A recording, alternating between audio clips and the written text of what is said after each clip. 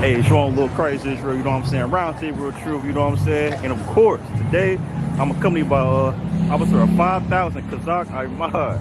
You know what I'm saying? I got the opportunity, I saw him, so I'm gonna go ahead and take it, you know That's what I'm right. saying? So first off, sir, you know what I'm saying? I just want to start off, you know what I'm saying? For brothers may not know, you was born in DC? No, I was not born in D.C. I was born in the Midwest, Oh, Illinois. man, You okay, understand? okay. Not too far from Chicago.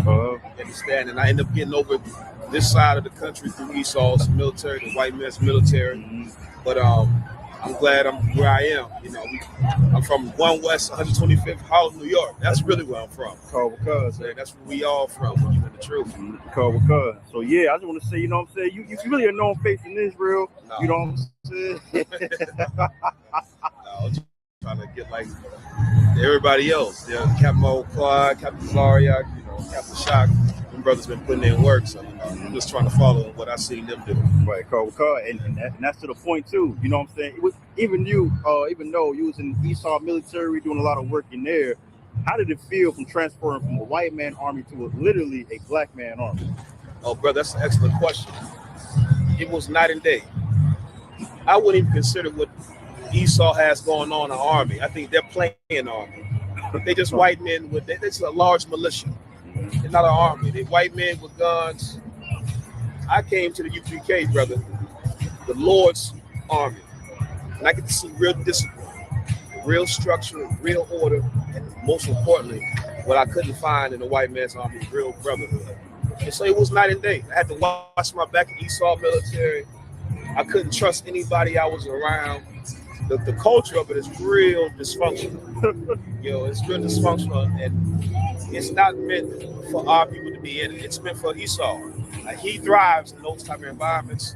Black and Hispanic men, we too sincere and too loyal to be in that toxic environment like that. We should be in the Lord's army where, you're not going to get taken advantage of and looked at as weak because you have loyalty and brotherhood. So it's a night and day thing. What you're saying, sir, is so heavy because in the white man's military, you got these little groups. They do weird stuff like fraternities. Yeah, exactly like fraternities, sir. So you got to shave your beard. Yeah.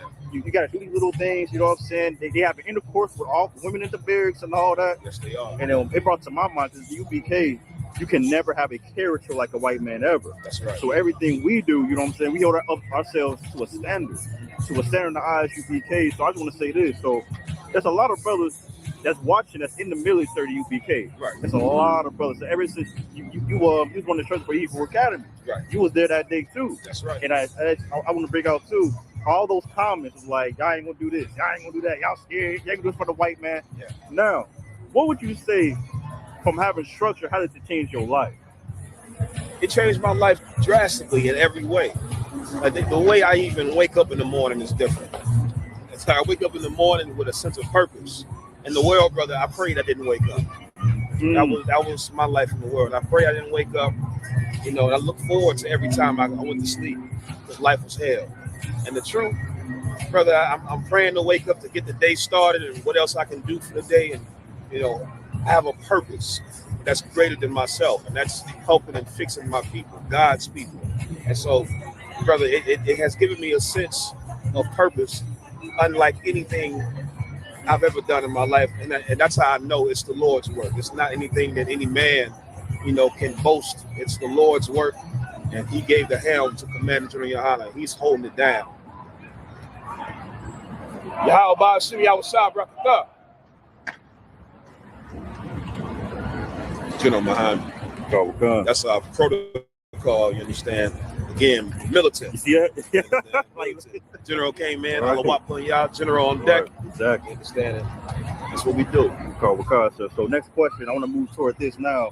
Okay, will you be in the army now in DC? The white man's army. The white man's army. That's right, no sweat. You know what I'm saying? So like now the white man's army is literally invading DC. That's right. So I just want to say, what's the experience going on? What's it like down there? So what it is it's a political theater. They're not really there to stop crime because DC doesn't have any worse of a crime problem than any major city. But Donald Trump now has to distract everybody from the fact that he's on the Jeffrey Epstein list as a pedophile and a frequent flyer on the Lolita Express to that island. So, he has to go big to distract everybody And one thing white people understand, and Donald Trump is very keen on this, is white people's hatred for blacks and Hispanics surpasses everything else. And so when all else fails, let's blame the niggas. These niggas, look at the crime. Look what these niggas is doing. Look what these Hispanics is doing. When really, the DC doesn't have a crime problem, again, worse than any other city. What they should do is send a National Guard to profile these white boys so they don't shoot up schools and churches. But they're not doing that because it's not about crime. It's not about law and order. It's about oppressing God's people. And so that's what's going on in DC. They scared to go into the hoods. Yeah. You understand? They scared to go into the hoods. You'll see videos here and there where they'll be in little small little areas where we at, but they're not really policing the hood. They're scared to go there. So it's not about stopping crime at all. It's just it's a show, it's a distraction.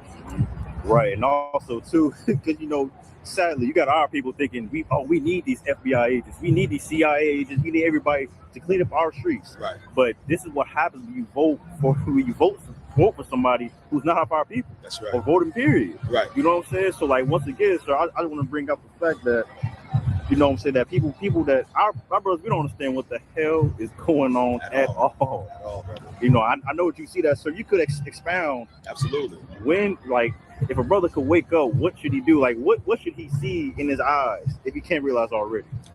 That's an excellent question.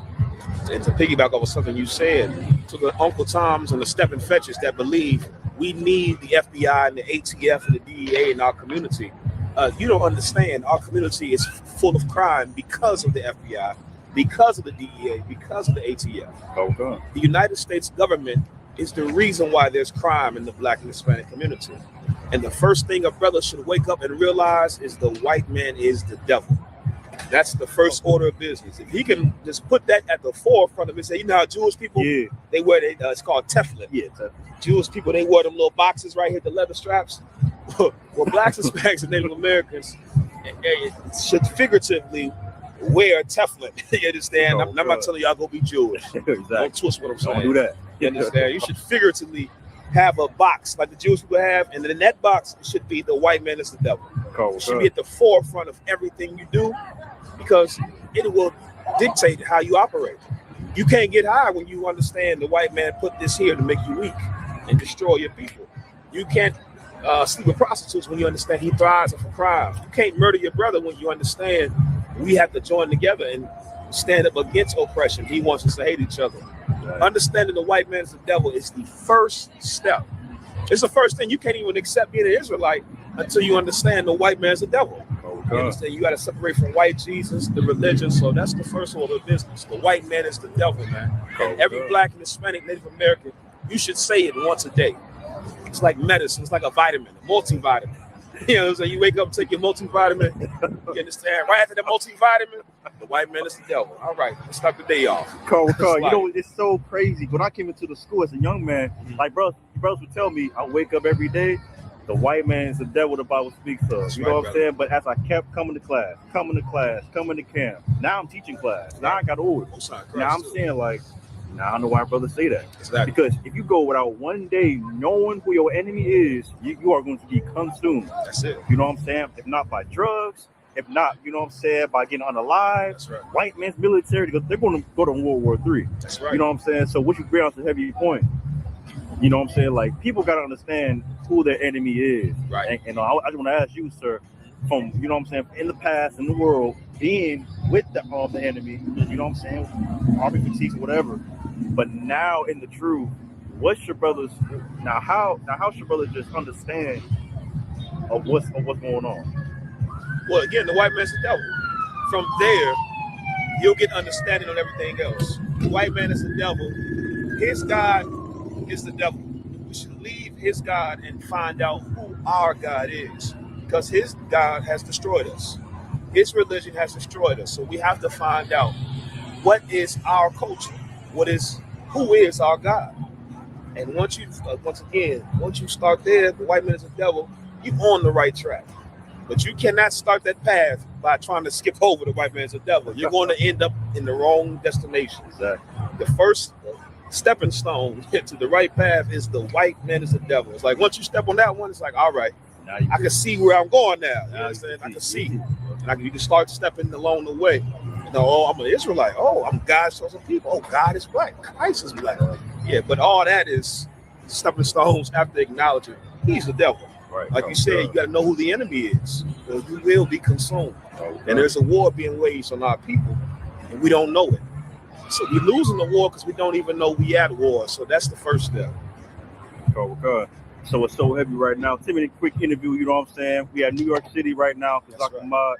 I got a little snippet. I'm gonna see this brother again, man. That's right. I'm gonna go a little different too. And if I may too, big shout out to Captain Zariak, Captain Sakar, Captain Shamawa Allah, Captain Kataza. That's right. You understand? The whole New York squad, all the officers, the troopers, the sisters.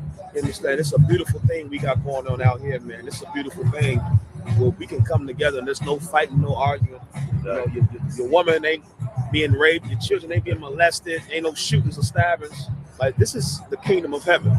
It's a glimpse into what we are capable of and what we are going to build for our king to come rule over. So big shout out to Commander General Hana, of course, above all, because that brother held the truth down while we were out in the world. Exactly. You know what I'm saying? He held it down, and being in the truth now, man, I understand that's not a small thing to be here and watch your people suffer. And you still got to do the work. He did it, and now we here. We're going to keep doing it, what he did and what he is doing to bring more of our people in. So, man, big shout out to the UPK. You understand? Big shout out to you. You're doing an excellent thing out there in the Midwest, brother. Chicago, Gary. You understand? You're doing an excellent thing. Big shout out to you, Captain Malaquad. Understand? Damn right, sir.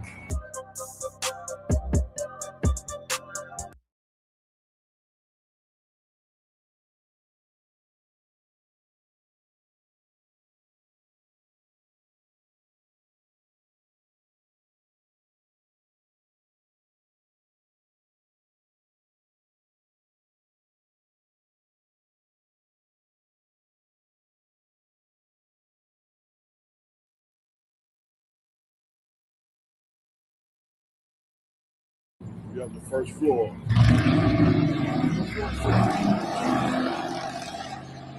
Historical spot right here, man. So this feels like one of them neighborhoods. The school was right there, wasn't it? Nah, but schools, look, where's that now? Okay, I remember he said he used to teach right here. When General Hudson used to teach right here on 46. Yeah, I wasn't up here yet. We used to go right here. This look, I don't know if that's a Chinese spot. We used to get the beers right there. You know what I'm saying? Yeah, man. Got a beer king. Right. Yeah. Dollar beers. We used to get goddamn the joints come in the silver can. 211. The 211. Yeah, Nice. Watch your back. Still reserved. Still drinking Jones? Kept support still on them. Oh, do he? Yeah, he had his drinking. He had his drinking 211s right there. Yeah, that's a rough. We used to sit out here, you know what I mean, mingle with the cats, you know, the drunk alcoholics and shit. You know what I mean?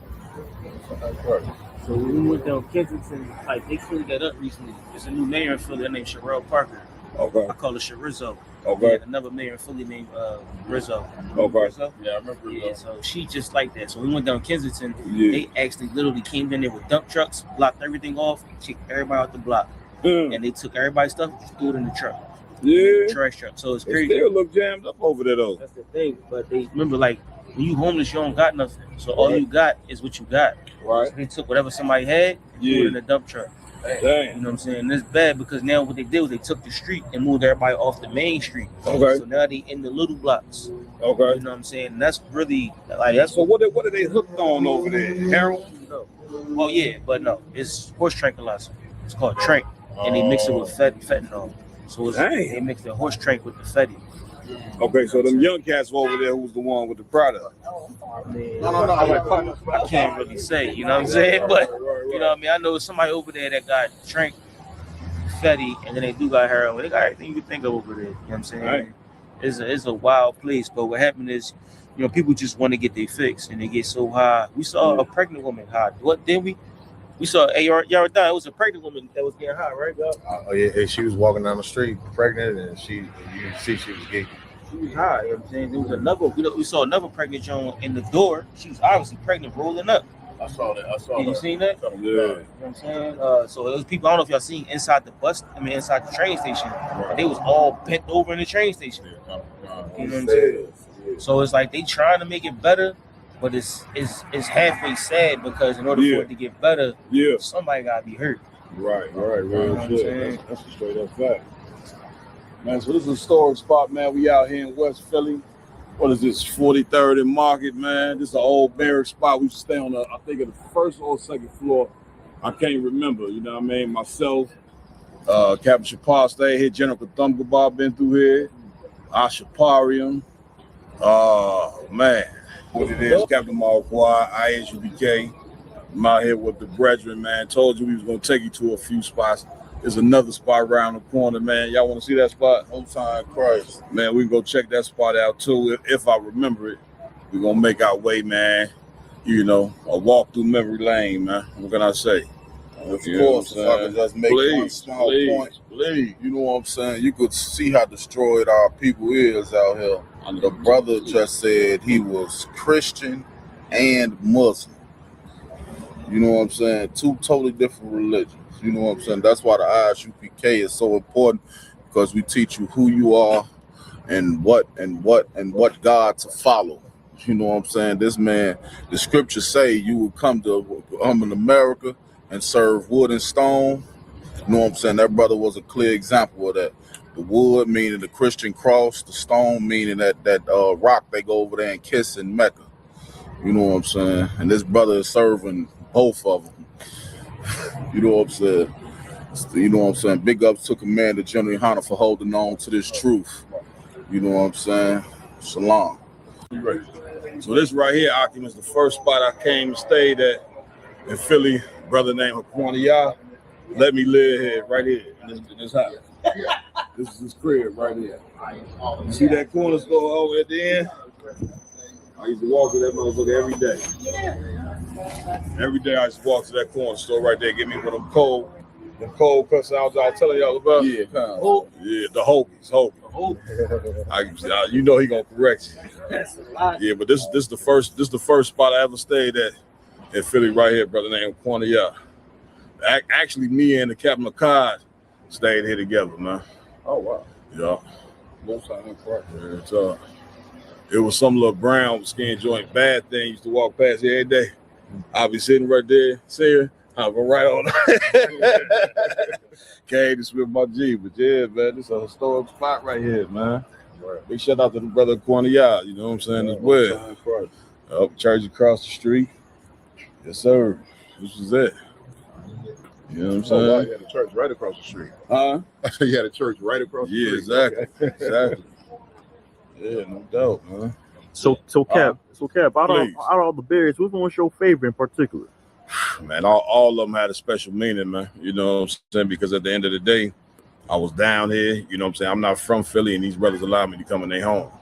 Made me feel at home. You know what I'm saying? I was able to come do the work of the Lord. I was never really pressed to get no slavery.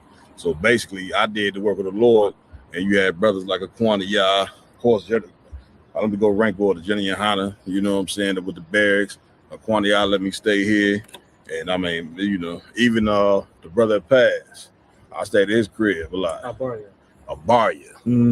Brother, you know what I'm saying? He no longer here with us. Big shout out to Abaria. But I used to stay at Abaria's crib, wherever I could lay. You know, during that time, man, wherever you can, you know, get you a pillow on the floor, man, you was good to go. You know what I'm saying? And so it's very monumental for me because of how far the truth then came. You see what I'm saying? Go ahead now. What brought you to Philly? Man. Well, I just wanted to sit up under the men who were doing it. You know, it's one thing to sit and watch the brothers from video on YouTube, but it's another thing to want to be with the brothers. You know what I'm saying? I wanted to be with the brothers. And I knew that I would learn fast about being here. So what happened was I got fired from my slavery, and I really couldn't pay the rent where I was staying.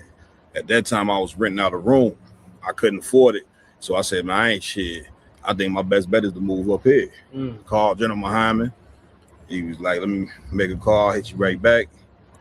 The rest was history. So you hop in the bus, I think I took the Greyhound. or either the train. $100 in a duffel bag. Yeah, but the $100 in the duffel bag, the $100 in the duffel bag, that was me moving back to Chicago. This was coming here was a whole nother thing. You know what I'm saying? All right, so Cap, so you come here, Yeah. and how you know you had what you needed enough to return back to Chicago? That third year, I'm gonna tell you. You know what I'm saying? That's a rough one. The third year, I started feeling homesick. Mm. You know what I'm saying? I've been here a couple of years, been to a million camps. You know what I'm saying? Got raised up, or whatever the case may be. Big shout out to Commander Jenny Hunter, or whatever the case may be. Got raised up. It started with me being homesick and wanting to go back and see my kids. You see what I'm saying? And so that started there. Then I was just ready, man. I graduated Hebrew Academy. It was time to get it on. Cap, so you telling me you was here for 3 years, and your kids was in Chicago? Yeah. How old were they? They were kids, or they was? Oh man, when I left, they was, I want to say 2, maybe 5. Jeepers creepers. Yeah, 2 or 5 years old. When I got back, they was about 8. Son's about 8. My daughter's about 5. Yeah, well, That's heavy. real talk. Like, a lot of people don't understand what it's like. You just leave to go do something. You know what Yeah. I'm saying? You really went on a mission. Oh yeah, You know what I'm saying? That's something to me. That's biblical. yeah. But you know what? Them was some long, hard days. I ain't gonna tell nobody moving up here and not seeing your kids is easy. I understand. You see what I'm saying? But she wasn't letting me see him nowhere at the time. That was another reason. Wouldn't pick up the phone. I'm like, man, I ain't got time for that shit. I might as well come up here and do the work of the Lord. So you felt like you hit a dead end. There was really nothing for you but to go this way. I got fired from my job. She really wasn't letting me see the kids. So I'm like, I might as well come up here and get it on. So pretty That's much what I did. the Lord was closing all the doors in Chicago and then opening the ones out here in Philly. That's the best way to put it. It was almost like I was forced. You know what I'm saying? You know that ain't no. You know it's in your mind, but you know the Lord direct everything. You see what I'm saying?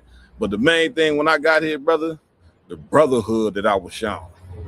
Soon as I touched soil here, the brotherhood that I shown was second to none. You see what I'm saying? It's heavy. Like same thing with Paul. Paul was trying to go up into Constantinople. They pushed him right into Greece. Saying we got the Greece. Yeah. Everything took off. You know what I'm saying? Yeah, So that's it, man. So, man, it was definitely, man. So many memories being back in Philly, man. Just even being here, was the start of my journey. To me, damn near in the truth. You know what I'm saying? Brother had a couch in there. You know what I'm saying? I used to sleep on, and it was real. yeah, when you get back to Chicago, because now we see the fruit. Yeah, You know what I'm saying? But when you left Philly, Yeah. you had $100 in a duffel bag. yeah, So now you touch down in Chicago, yeah, and it's you versus the city. yeah, yeah. You know what I'm saying? Brother, you talk now. He trying to start some shit up. Doc TV. Hey, I got about Doc TV. Man, you know what? When I got back, brother, I got on the phone with a cat in the world who I know who he had looked out for me before. I asked him could I stay at his crib, and he allowed me. Slept in the back room. And then from there, man, I slept a few places. You see what I'm saying? But I was not going nowhere until the school got built. You see what I'm saying? But for sure, it was definitely a rough start. I thought I was gonna go back. I done got raised up to 5,000. You know how it is. Part of our nigga get a little rank, he think he owns something. But brother, when I got back, brother, it was humbling season. Right. Because it took me a minute to get on my feet. You know what I'm saying? And I don't like to indulge this, but I will. I went homeless for a little bit. You know what I mean? I ain't let the generals them know. But yeah, I went homeless for a little bit. You know what I'm saying? Do what I had to do though. You know what I'm saying? Shit. And, all the dark spots, you know what I'm saying? That's what make you who you are. most You know times, what I'm saying? That's the character. damn right. You know what I'm saying? Yeah, All the right. brothers that surround you, they all got the same spirit. They all got the same. That's why you said, Yeah. don't be washing your legs. You know what I'm saying? Back there washing your legs. You know what I'm saying? But really, that's the character. You know what I'm saying? Yeah, yeah. Sometimes you just got to get what's important. That's and it. Keep it moving. That's it. You know what That's I'm it. Damn right. Damn right. It was a liquor store. We used, man, one of y'all, we used to walk because the bottom ain't too far from that. This is the bottom. This is the bottom. Right. But when you go over here, you really see The bottom. the bottom. We used this liquor store we used to go to. And one day the brother went and got me some shit in an orange can called, I think it was Mad Dog or something. They had a dog on the can, and it was orange. Was it a glass bottle? No, it was a beer. Yeah. It came in a beer can, right? Brother, I drunk that shit, and I thought I was gonna die that night. It was probably the IPA, the raging. I think it might have been, I don't know. Might have been the It was some dog on. I ain't gonna never forget. I drunk that shit, smacked it. I drunk it too fast, number one. And I was sitting in this man's crib. I was thinking I thought it was over. You know what I'm saying? I never forgot. I thought that shit was over. Oh God, you know what I mean? But yeah, man. Real talk. Memory lane, Cap. Memory lane for sure. You know what I mean? It's definitely refreshing to come back, man, and visit all the spots where brother lived and all that. You know what I'm saying? You know, it just mean a lot. You know what I'm saying? So we're about to go back to the school. let's do it. You know what I'm saying? So if I could, sir, Please. you know what I mean? It's probably been a minute since you seen or been to the school. Yeah. I know when you was there, it was upstairs. Right. You know what I'm Downstairs saying? now. So now, can you tell us what it was like? Like you got to the school, you get to Philly. You know what I'm saying? You walking up them steps. Yeah. You tell me, can you put me in your mind walking up them steps? You know what? When I first moved here, because I only seen the brothers on YouTube. It was from the TV. Right. So being around these cats, I wasn't just in awe. You ever seen like a person when they see NBA players, something they first meet, or a rapper? I was like that with the generals and even the captains and the brothers who outranked me at that time because I seen them on YouTube. So I was just in awe and everything. So walking into the school, brother, that was like walking in heaven in that joint. You see what I'm saying? Sitting in the class and all that. So yeah, that was a good thing, man. You know what I mean? Getting back there. So now you gonna come back and you gonna see so many years later. You know what I'm saying? You gonna see, sure. you know what I mean? Like you was there from when it was a baby. That's it. You know what I'm saying? That's and it. now you're gonna see the babies there. That's it. You know what I'm saying? You know what's crazy? We used to walk, brother, from here to the school on foot. Yeah, we used to walk up Market. We'd get right here and go up Market and walk over. And you know that shit ain't 29 blocks. Yeah, it's 30 blocks. Yeah, that's how we stayed in shape. Me and the brother would walk there and walk back. And I remember walking. There's so many goddamn cats in Philly. It's like 1 million cats in this, you know, up and down Market. You know what I'm saying? So yeah, if we can, let's ride up Market to the school. If you don't mind. All right, let's go. The spot where Jenna Hodge used to do the Let a Hebrew Speak. That's the name of his radio show in the morning, right? This is where he used to have it at before he started doing it at the school. Y'all seen where we just came from?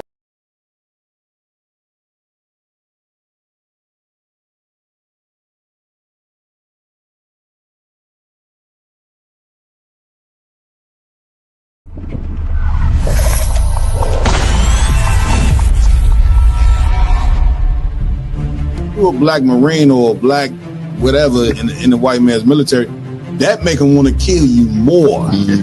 Like when they see the uniform on you, they get an extra disdain for you. You know what I'm saying? Because they don't understand why in the hell do you want to fight for them.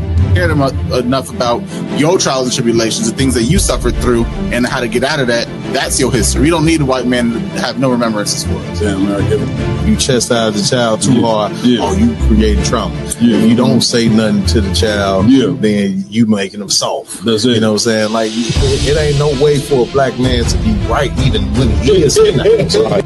White people that's out there that want to help black and Hispanic people, the best thing you can do is just leave us the hell alone. They are all against you. They all want to destroy you. And the ultimate goal of all of them is to put you back into slavery and subjection. Real Nigga University in 5, 4, 3, 2. Let's get it. 1.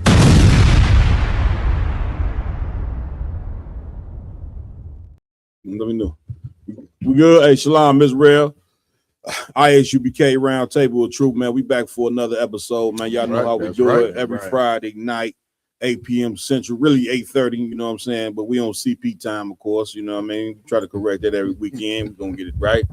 All right. With that being said, man, I want to give it up to the Most High, Yahweh in the Hebrew, the God of blacks, Hispanics, and Native American Indians. That's right. And of course, we want to give it up to our King, Yahweh Shah Mashiach, whom the world ignorantly calls Jesus Christ. And of course, we got to give it up to the man with the plan, none other than Commanding General Yohana. You understand?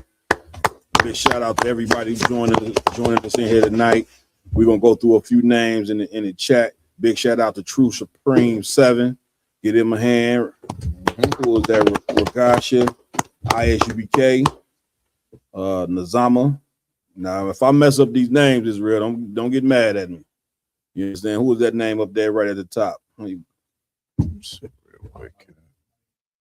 Go ahead. Is that Maya Na? Manaya Ma. Big shout out to Manaya Ma as well for joining us in here tonight. And many more. Please tap your name in the chat. Let us know you in here with us tonight. We're gonna shout you out. You know what I'm saying, to the best of our ability. Right. With that being said, I want to give it up to my amazing host that rock it out with me every week. To my right, we got Officer Lamakiala in the building, doing what he do. He got the stories prepared. He got them in order. That's what he do. He sheps them on up. Yeah. Also, man, we want to give it up to Officer 5000 in here with us tonight. Officer Iwalam Gabar in the building. And also joining us in here tonight, filling in for Officer Yaradan. He's on injured reserve tonight. You know what I'm saying? Filling in for him. We got Officer a warrior. You understand? Mighty man in the work of the Lord. He got us in here with Bigo. Bigo live is in here with us tonight. We're gonna try our best not to get kicked off Bigo. You know what I'm saying? Is it gonna happen? We'll see. No, I don't know. Also, in here with us tonight, doing what he do every week. We got Officer Mayad in the building. You understand? Technical team doing what they do, working real hard, making sure that this show runs smooth. We got Officer Roman in the building. Right. Right next to him, his right-hand man doing on the ones and twos. We got Officer Ra'ash Karab doing his goddamn job. That's why I'm right. Doing what he do. Also in here tonight, we got Officer 1000 Mariah Yala in the building. You understand? And you know how we do it. So what's new on the earth, Rocky? Talk to me, man. Man, Cap, there's been a lot going on. You got false idols, Christmas, Santa Claus, the UPK taking over their internet. Man, big shout out to the entire ISUPK taking over the internet. The way that we doing this thing. I mean, come on, man. This is the Lord. You know it's the Most High. You know what I'm saying? It's time. It's time for our people to be awakened. You know what I mean? And the Lord said in the Bible that our teachers shall not be removed into the corner anymore. So what you saying is heavy. Go ahead. Common Khan, sir. You know, big shout out Captain Zoriak, Captain Katazar. They went on that devil show. You know his name? I forgot his name. I can't remember. Matib, I think his name like Matib or whatever. Okay. Went on there, destroyed them two Christian whatever they is. You know what I mean? I think they have like 1 million views right now. Yeah. Pushing the truth out there. You know, brothers like Tabawan, Gadayawan, Kazak Ahmad. Damn right. Pushing the truth hard. Man, let me tell you something. That type of work right there, I was talking to Kazak Ahmad, you know what I'm saying, last night because of that video he shared with Commander Jenny Hanna, you know what I mean, telling the Edomite what's the solution, you know what I'm saying, to our problem, our racial problem here in America. And then, you know, some Edomite came and did some commentary, you know what I'm saying, on the back end of that, which we gonna play that video in there tonight. The devils, we gonna show you how these people are so diabolical that they don't even want, they hate you, but do not want you to leave America. We're gonna show you in here tonight how diabolical these people really think. But as I was talking to Kazak Ahmad, I was saying that hard work is contagious. You get what I'm saying? And those brothers, the way these brothers is working on that internet, getting them numbers up, getting them views and bringing attention to this truth like it's supposed to be done. Now you seeing all type of brothers pop up. You know what I mean? IG was talking about that earlier. You know what I'm saying? You seeing brothers pop up with the video playing behind them, just sitting here like this. A warrior. I said, shit, I might as well start making me one. I'm gonna put a little facial expressions in my eyes though, like. You know what I mean? So damn sure what you saying, IG. Brothers getting in, and of course, you know, we got to mention Christmas. Of course. You know what I'm saying? Rudolph the Red-Nosed Reindeer. Santa Claus. You understand all these different things. We're gonna show you some stories in here tonight that show you Christmas was not as merry as you thought it was gonna be. Right. Okay. Donald Trump dropped bombs on Nigeria and told them Merry Christmas. Damn. Get me right on. That's what he delivered something. Yeah. He was Donald Trump was Santa Claus in Nigeria this year about dropping bombs on. Get me right on. I mean, boy, oh boy, you know what I'm saying? Come on, my y'all. And if I could, please. One Trump and Nicki Minaj just go over to Nigeria talking about how defending the Christians in Nigeria. I don't know if they was in Nigeria. I think they was in the UN. No, they were Comic-Con. They went to the the UN. Talking about defending the Christians and the slaughter and genocide going on over in Nigeria last month. Boy, oh boy. and told them that this was their Christmas gift. Merry Christmas. Dropping bombs. Right. Okay. To kill people. That's a gift. That's a gift. Once again, if there's any mystery why we call the white man the devil, damn right, that the Bible speaks of, it should not be any mystery at all. We dead on, just like we dead on with anything, because of course, ISUBK are the certified prophets of the Lord. Damn right. We say it, you know what I'm saying, with as much confidence as possible, because we know it to be true.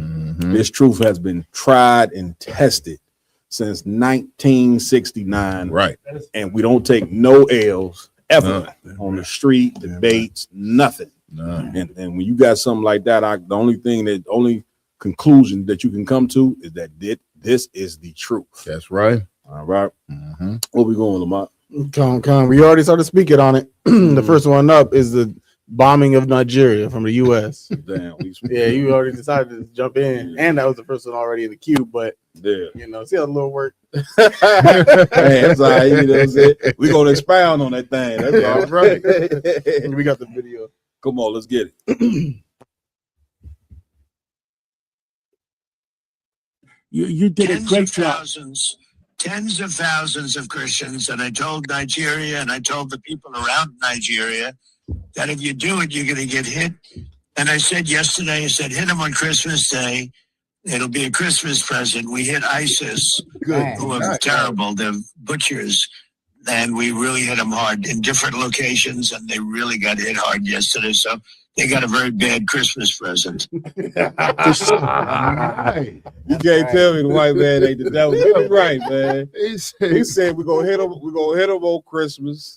I thought Christmas was supposed to be about happiness, man. Ain't it Merry Christmas? Yeah. Ain't Santa Claus supposed to be about happiness? And ain't it supposed to be about joy and love and care? And you mean to tell me, you know what I'm saying? Now, this is a white man's holiday here.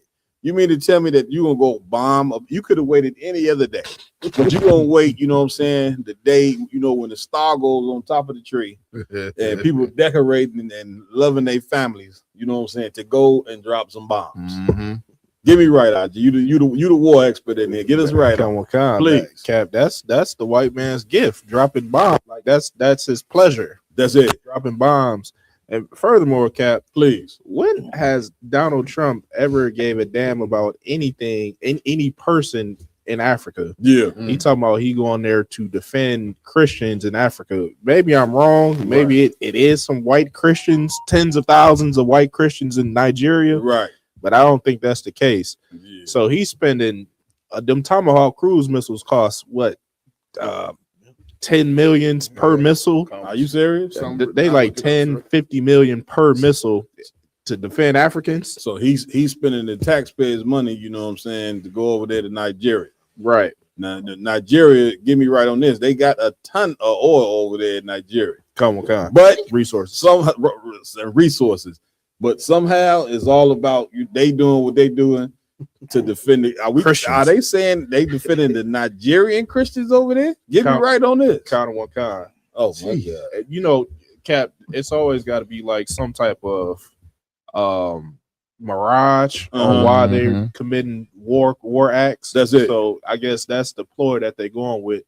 They probably went into had a little circle meeting. How are we going to go and drop bombs? What are we going to tell the people? That's it. We'll say that it's Christians over there being persecuted, and we'll just do it like that. That is such a gangster move. once again, these countries, you know what I'm saying? Johnny and Honda say this all the time. These countries are like the mob. You know how it's different Italian mobs? You know what I'm saying? Well, America represents one mob, Russia another, China another. You know what I'm saying? And the rest of these countries, they all like mobsters and move like gangsters. Now we know, you know what I'm saying, that anytime, and that was just a poor excuse to go over there and take the Nigerians' resources. And really, it's going to expand to more than just Nigeria. It's going to expand to a ton of them African countries because Africa has decided that they are done away with European colonization. Now they got rid of the French. The damn French whole economy collapsed behind them African countries, saying they would no longer, you know what I'm saying, be used by the French, which I totally understand. And then Africa over there, they trying to say the same thing to America. However, America is not the French. Okay. You tell them, you know what I'm saying, that they no longer gonna be they BITCH. They sending battleships, you know what I'm saying, to put you back in your place on Christmas Day. Get me right. You cannot get no more diabolical than that. You understand? Like this show you, like they used to sell slaves, you know, and once again, we're not speaking up for Nigeria because the Nigerians are not our people. Let's throw that disclaimer out there off top. We are Israelites. We are not speaking on the behalf of Africans sold Israelites into slavery. That country in Nigeria was some of the biggest. That's how Nigeria became rich. You know what I'm saying? All them countries on the west coast part of Africa became rich from selling slaves, namely the tribe of Judah and the tribe of Benjamin, so-called Negroes here in America and so-called West Indian people on the West Indian Islands. So we ain't in no way, shape, form are we speaking enough for Nigerians. But goddamn, you should know by now when a white man say something like that, that it's a damn lie. He is the biggest liar on the face of God Green's earth. I'm coming to you, man. He lied, you know what I'm saying? He did the same thing to Iraq. Remember, they had nuclear weapons. America was going to Iraq. Weapons of mass destruction. They had weapons of mass destruction. You know what I'm saying? They killed Saddam Hussein, you know what I'm saying? Unalived him, you know what I'm saying? Went over there and they ain't have not one nuclear weapon at all. Not one. And really what it was just a ploy to take control of Iraq's oil. That's it. You get my point?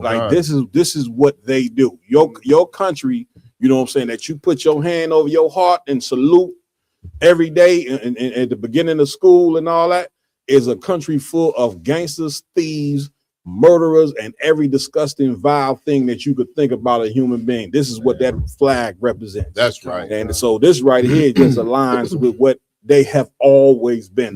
The white man can't be nothing but what he is. You can't change him. I know you Christians think in your poor little heart, all your praying, you know what I'm saying, that you do, you think that you can change this man. You know what I'm saying? And it'll never happen in a million goddamn years. What you're saying so heavy is like, because they talking about Christmas is supposed to be a day about Christ. Right. You understand? Where, you know, the greatest man that ever walked the earth, and this is supposed to be a day about him. Christmas. Exactly. You understand? But then I ain't even thinking about that. Then you go find out who Christ really was, and the Christ that they've been praying to in the Christian church is actually a false image of a white man. You understand? It makes sense why they bombing on Christmas Day, because they're celebrating a false Christ, which is a white man, which is the devil the Bible speaks of, and white people are known for unaliving each other. You understand? They're known for unaliving anybody because that's who they were, and that's how the Lord created them. Them to do that on the day of Christmas, because that's who they serve. That's it. You understand? A white man that's great at unaliving others. And good look goes to show you that they don't give a damn about Christ at all. Like they talk all that crap about Jesus Christ. White, you think white people who go to church on Sunday, do you think they give a damn about Christ, man? Right. Like, do you not understand these people that was teaching you about white Jesus and this whole philosophy of Christianity? Do you not understand that these people own slaves, you big dummy? Right. So what in the hell do you think that they care about? Christ wasn't no slave owner. Christ wasn't no liar, wasn't no murderer, none of these things that America represents. And so what in the hell make you think they give a damn about bombing somebody on Christmas? Like they all of a sudden care about Christ. Right. You know what I'm saying? Which Christmas has nothing to do with Christ's birthday. That's another damn lie. Right. Come on, my y'all. Hey, Salagi Cap, Please. if I could expound a little bit. Two things. Number one, with Officer Lamont and you, I'm gonna combine something, sir. The white Jesus that the white man worships and so-called prays to, Cesar Borgia, he's a descendant in he comes from what they officially call the first crime family. The Borgias were the first mafia family in history. Come on, so bro. it's only right that they worship, you know what I'm saying, that that the leaders of this country is mobsters, you know, and operate like gangsters and mobsters, because they God is nothing but a mob boss. That's it. You know what I'm saying? The underboss, the son of a mob, the first mob boss. That's it. You know what I mean? Also, come on, our people need to realize, if you've been wondering why they cutting Medicaid, if you wondering why they cutting Medicare, you wondering why they doing all this stuff with the food stamps and the economy and all that stuff, because they getting ready to go to war with the world. What Officer Awalan was talking about, a single Tomahawk missile, depending on the variation of it, costs approximately $1.4 million to over $4 million a piece. Damn. $1 million a missile. $1 million to up to $4 million. That's it. Depending on the missile, Cap. That's it. You know what I mean? So That's that's why your food stamps getting cut. That's it. That's why your Medicaid running out. Damn you know what I'm right. saying? That's Damn why right. the cost of a carton of milk is going to be $10 goddamn in the next 2 years. That's You it. know what I mean? Yeah, Because give it up, America's give it up, going to war. Give it up. That's it. Come on, Avalon. If I could piggyback off my yard, and that's another reason why America's not trying to lose their interest in Africa, like France did. France lost Niger, Burkina Faso, a bunch of colonies in Africa. Right. They just completely lost them. Now America is doing what you call a show of force, saying, like you said, Cap, we are not France. That's Right. it. You think about taking our interests away from us, aka your resources, we dropping bombs. That's it. That's it. In the name of going over there protecting Christians. Right. Now, come on, Donald Trump. You got to talk to me, man. You got to come up with a better lie than that. You understand that you over there, all of a sudden, you so concerned, you know what I'm saying, about protecting Christians. You know what I'm saying? real quick, Cap. Didn't Donald Trump say that Africa was a stinking? What did he say? Sticking rat hole country, something like that. But He now called he it care a about shit- it. he did. Shithole country. A shithole country. Yeah. You know what I'm saying? But now all of a sudden he cares, you know what I'm saying, about the Christians over there in Nigeria. Come on, Baran, you got it. Please. Google that they said 16 this. Get that mic, boy. If I could, count what they said on Google, it was 16 missiles, and so if my math is correct, like I said, $4 million, just about that would be $64 million in that they spent on those missiles. Man, let me explain something to you. They don't give a damn about going over protecting no Christians or nothing else. They going over there for I will say for the resources, for the oil or whatever, because this is what a gangster does. You know what I'm saying? America is concerned about spreading white supremacy and ruling the earth, you know what I'm saying, in whatever way, whatever it takes to rule the earth, they gonna do it. They don't give a damn who they gotta poison, who they gotta imprison, who they have to kill, who they have to lie to, or whatever. You Negroes should know that better than anybody. You know what I'm saying? Your ancestors gave 300 years of free labor. You know what I'm saying? And then turned around and told you ain't getting $1 for reparations. Okay. Right. That's who these people are. You know what I'm saying? Which is the sick part about it is that people who worked your ancestors for free for 300 years, you sitting in that damn church and even if you don't go to church, the fact that you walking around brainwashed thinking one day you're going to be a part of this empire, you are totally delusional and you need to go get you some medication from your nearest pharmacy ASAP and say, I suffer from the delusion that one day I'm going to be a part of America. And that doctor going to look at you and say, well, you right. I definitely got something for you. You know what I'm saying? The medicine that you need is the TRUTH, the truth. That is the medicine that you need, and that's the medicine that you're gonna get when you tune into the IGBK. Damn right. All right, come on, the Roman one. Let's go. Just a couple of comments. Please. We got Sloggy, if I'm saying this wrong, at Praveen Sameshkar. He's saying, do you think this is a distraction? Basically saying that, do we think it's a distraction from the Epstein files of what's going on with that? Because because of the similarity between the time of that's coming out and you know, of course, this hit on Nigeria. Yeah, I mean, I definitely wouldn't put it past it. You know what I'm saying? Them Epstein files, you know what I'm saying, is going to be, you know, very, very a serious thing when all of the information get unveiled. So what the brothers, I don't know if that's a brother or a sister, but with whoever is bringing that out, what you saying is extra heavy because it definitely could be a distraction. You know what I'm saying? But whether there was Epstein files or not, America is moving on with what they been wanting to do. You know what I'm saying, since the inception of this country, which is rule the entire earth. Remember, the Bible, according to the scriptures, which we have full understanding of, the white man wants to replace God with himself. You know what I'm saying? He wants you to look at him with a God complex or whatever. And he's done a great job of doing such or whatever. However, when you learn the truth, you understand that all we have to do, you know what I'm saying, is separate our minds from this empire, you know what I'm saying, and get on board with the Most High. Now, what getting on board with the Most High means is not getting on your knees in the closet praying or none of that garbage that you Christians do.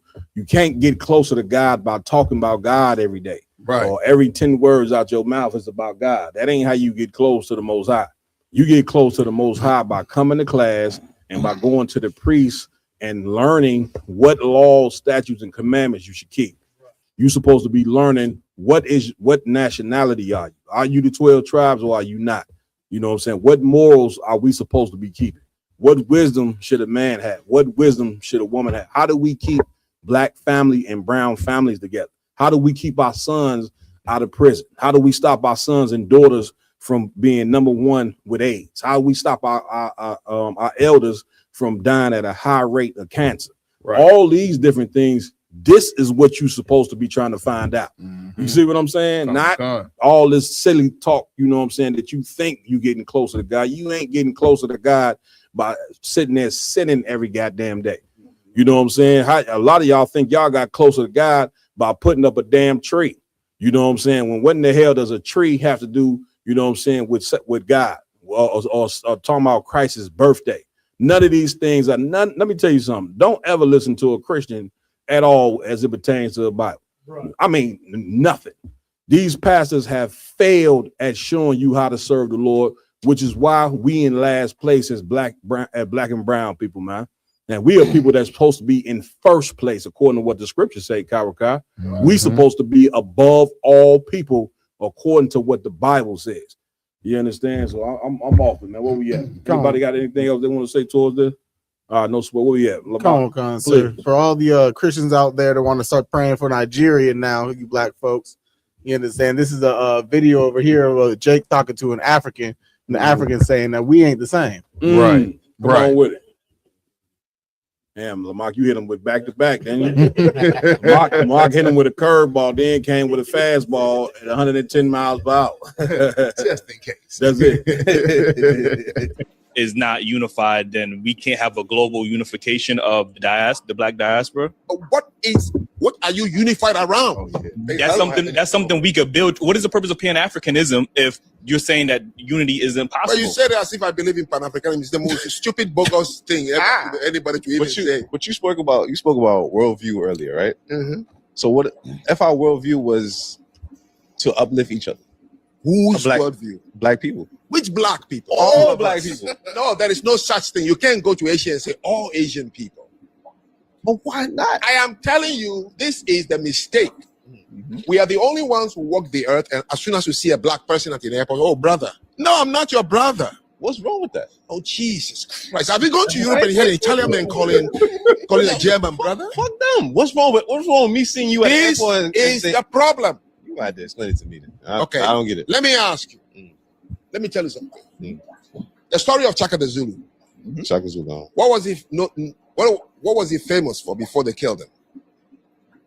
Tormenting fellow black tribes in that region. Stop right there. So, and listen, Like, this cat. Go ahead, the warrior. Like we've been teaching this since, like I said, since 1969. We're Damn not right. African. Damn right. And Damn for right. whatever reason, I just can't understand the Pan-Africanism that they want. People just want to be part of Africa. That's it. It's just That's it's like it's a sickness. That's it. And anything that's dealing with Africa is homosexuality. When you dive into it, it leads right to homosexuality. Damn right. Give it. Listen, he just said something heavy about Shaka Zulu. You know what I'm saying? That's what Shaka Zulu was famous for. And guess what? The one tribe, you know what I'm saying, he was the most famous for capturing. The tribe of Judah. Right. You understand? What you do not understand is the tribe of Judah during 70 AD ran into Africa. Listen good, black people. All you got to do is come to class and we would go and show you the history of who you are. Stop sitting in the white man's school and just thinking that your enemy is going to teach you who you are. He's your enemy, so he's never going to tell you the truth. Black people ran into Africa out of the land of Israel 70 AD and went and lived there. Now, when they went in Africa, they went to war with African tribes. That's what he's sitting there trying to tell them. All dark-skinned people are not the same people because you dark, you dummy. Right. You got East Indians that's darker than us. Some East Indians is about as black as the jacket the brother got on right there. Are they African? Are they Israelite? Are they the same? No. So you got to get that colorism out of your damn mind. If you look at the movie about Shaka Zulu back in the day, it showed it was a scene where the white dude was talking to him and asked him who was these people in shackles, and Shaka Zulu told him that these was the wandering Jew of Israel. Right. This is what he said. Those was your people that Shaka Zulu, you know what I'm saying, had in a damn chain. Meanwhile, because you don't know who you are, and the blame goes to the white man for cutting you off of your history. You know what I'm saying? So you don't know that you the Israelite. You don't know who you have no clue. You see what I'm saying? And that is right there is a crime in its goddamn self, because here we are in 2025 scrambling, you know what I'm saying, and trying to figure out who we are. We going to ancestry.com. We getting ancestry.com, Rich. Come to find out that's a damn hoax. Right. You see what I'm saying? And so, brother, we got to search. The scripture say, I'm paraphrasing, but search for the tribe for the truth until death. You know what I'm saying? Somebody telling you African, well, you better where who? What tribe? Where? Make somebody prove, because we can prove that we the Israelites without a shadow of a doubt.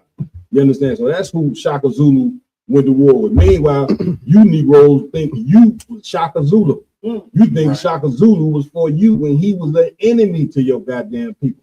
The Nigerians, enemies to black people. You understand? These people did not sell their own people into slavery, man.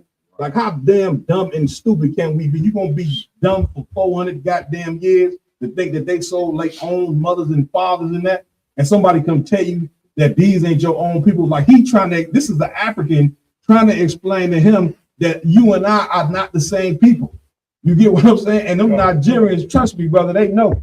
I had a Nigerian at my slavery 15 years ago. A Nigerian woman told me not only did she know that her and I was not the same people, but she also told me she knew that we was the Israelites. Brother, I damn near fell out. I had just came into the truth. Even though I had just came into the truth, been taught and believed, it was still amazing, sent a chill through my body that this Nigerian woman knew that black people in America was the real goddamn Jew. And this is why the Lord say the truth shall set you free, because once you take hold of your nationality, then, brothers and sisters, we going to get fixed. We're going to be able to fix all these problems that we have as a people. But until we take a hold and grasp of our nationality and try to be everything but the Israelites, brother, ain't nothing we gonna do gonna ever work. That's right. It's never ever gonna work. Damn right. Con. I was gonna say, like, black people always want to affiliate themselves with Africa only when it comes down to the good things or the greatness of the so-called continent. Right. You understand? When we say, oh yeah, they own billions, look at what Dubai, whatever the case may be over there, or whatever places that are great infrastructures and stuff. We want to affiliate ourselves with that greatness of Africa, but you don't want to go over to like the Ikbus where they get urinated on the head by animals, get all the rings on their necks and stuff like that. Like you can't, if you're gonna be African, you got to take all the things of being an African. You can't just cherry pick all the greatness about it and say, well, that's not me. I wouldn't do that. Right. If you're African, yes, you would. You understand? So it's either you're going to be a disgusting African alongside the rest of them, or you're going to be a righteous Israelite like the Lord ordained you to be. You don't have a choice. Right, sir. Hey, Cap. And the heavy part is that the Africa the Pan-African, the fundamental Black African move with all these cats who go back to Africa. We need to go home to the motherland, and this is where we gonna be at peace, and it's gonna be a black strength. The Africa that they fantasize about does not and never has existed. There is no. The brother try to tell you, black people, there is no goddamn Wakanda.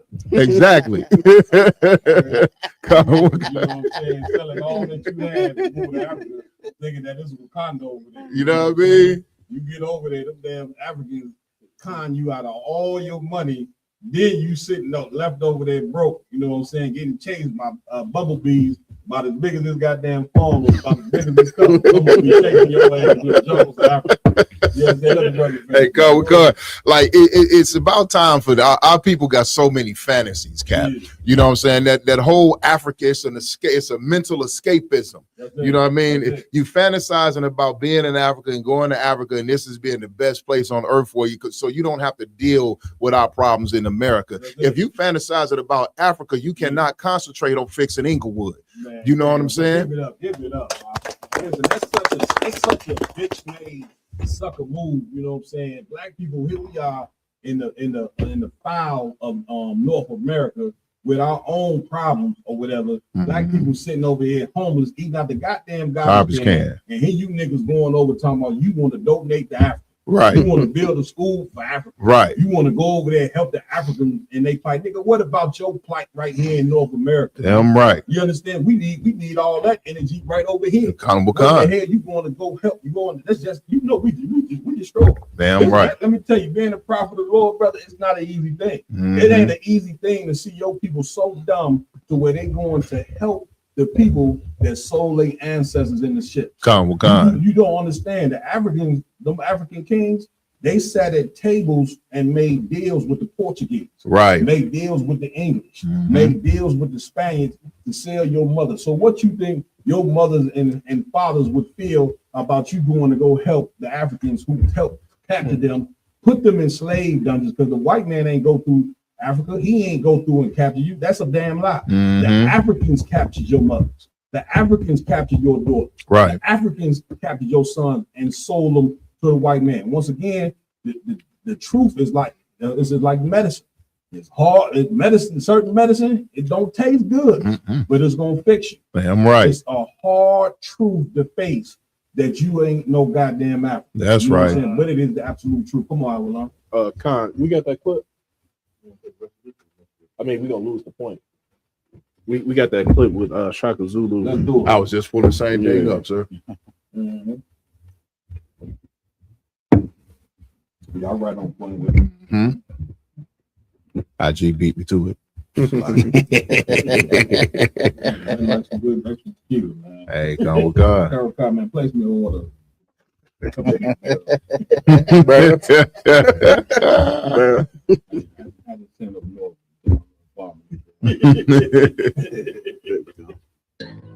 Going straight into the arms of the white slave traders and the British troops on the borders of the Cape Colony. In a way, Lieutenant, they are the ultimate victims of recent history. If you'll favor my comparison, they are the wandering Jews of Africa. Yeah. Fleeing the Pharaoh Shaka into the Babylonian captivity of slavery. Ben, if this empire is quite vast, and I'm told that it is, then the Pharaoh must be giving his people something in return for their fidelity, or they'd all be wandering. Have you read Faust, Lieutenant? You could drop it right there. Go ahead, ID. You want to say something on it? Yeah, Cap. I mean, that just goes to show. I mean, the white man knows exactly what happened in history, who was taken for the continent of Africa. He said it out of his own mouth. These are the wandering Jews of Africa, showing a distinction between us and these Hamites, which the damn Hamite was trying to tell to Jake, but he just can't understand it. That's it. You know what I'm saying? And the term wandering means you're traveling from place to place. You don't have a home. So you're wandering. You understand? Once the Romans put an end, you know what I'm saying, to our empire, you know what I'm saying, in Jerusalem, and we fled in an Ascot. Now we going through a whole continent, going from place to place. Learn history, man. This ain't hard. All you got to do is get in the class. All you got to do is go to isupk.com and find the nearest class, you know what I'm saying, in your city, and get in class so you can learn the truth. Let's finish playing the rest of this, you know what I'm saying, please.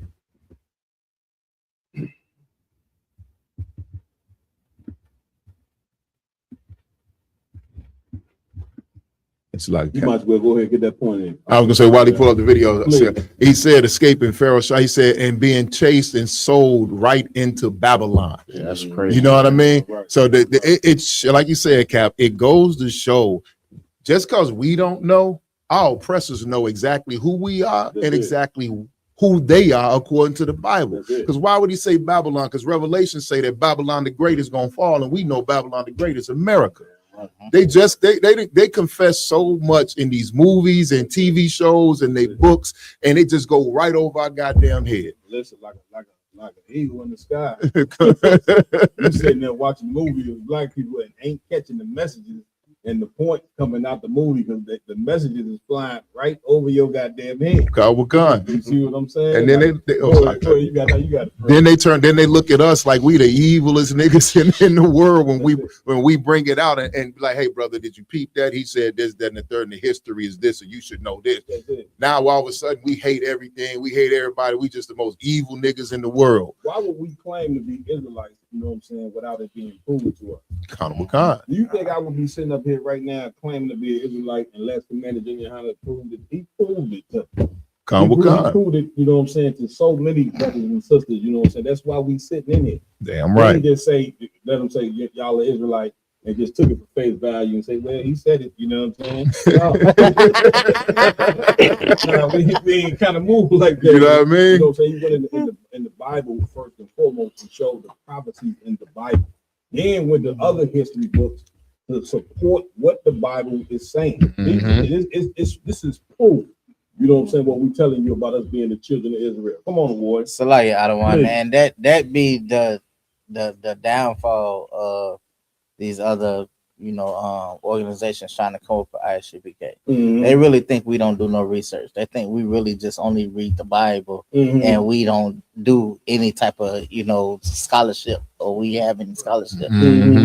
You know, we actually go and read other outside biblical sources. Because just because the scripture says the earth will help the woman. I'm right. So we prove it. That's it. Let's go ahead, Rob, playing the rest of this video. That's the man you're gonna unite with? Okay. I'm just telling you.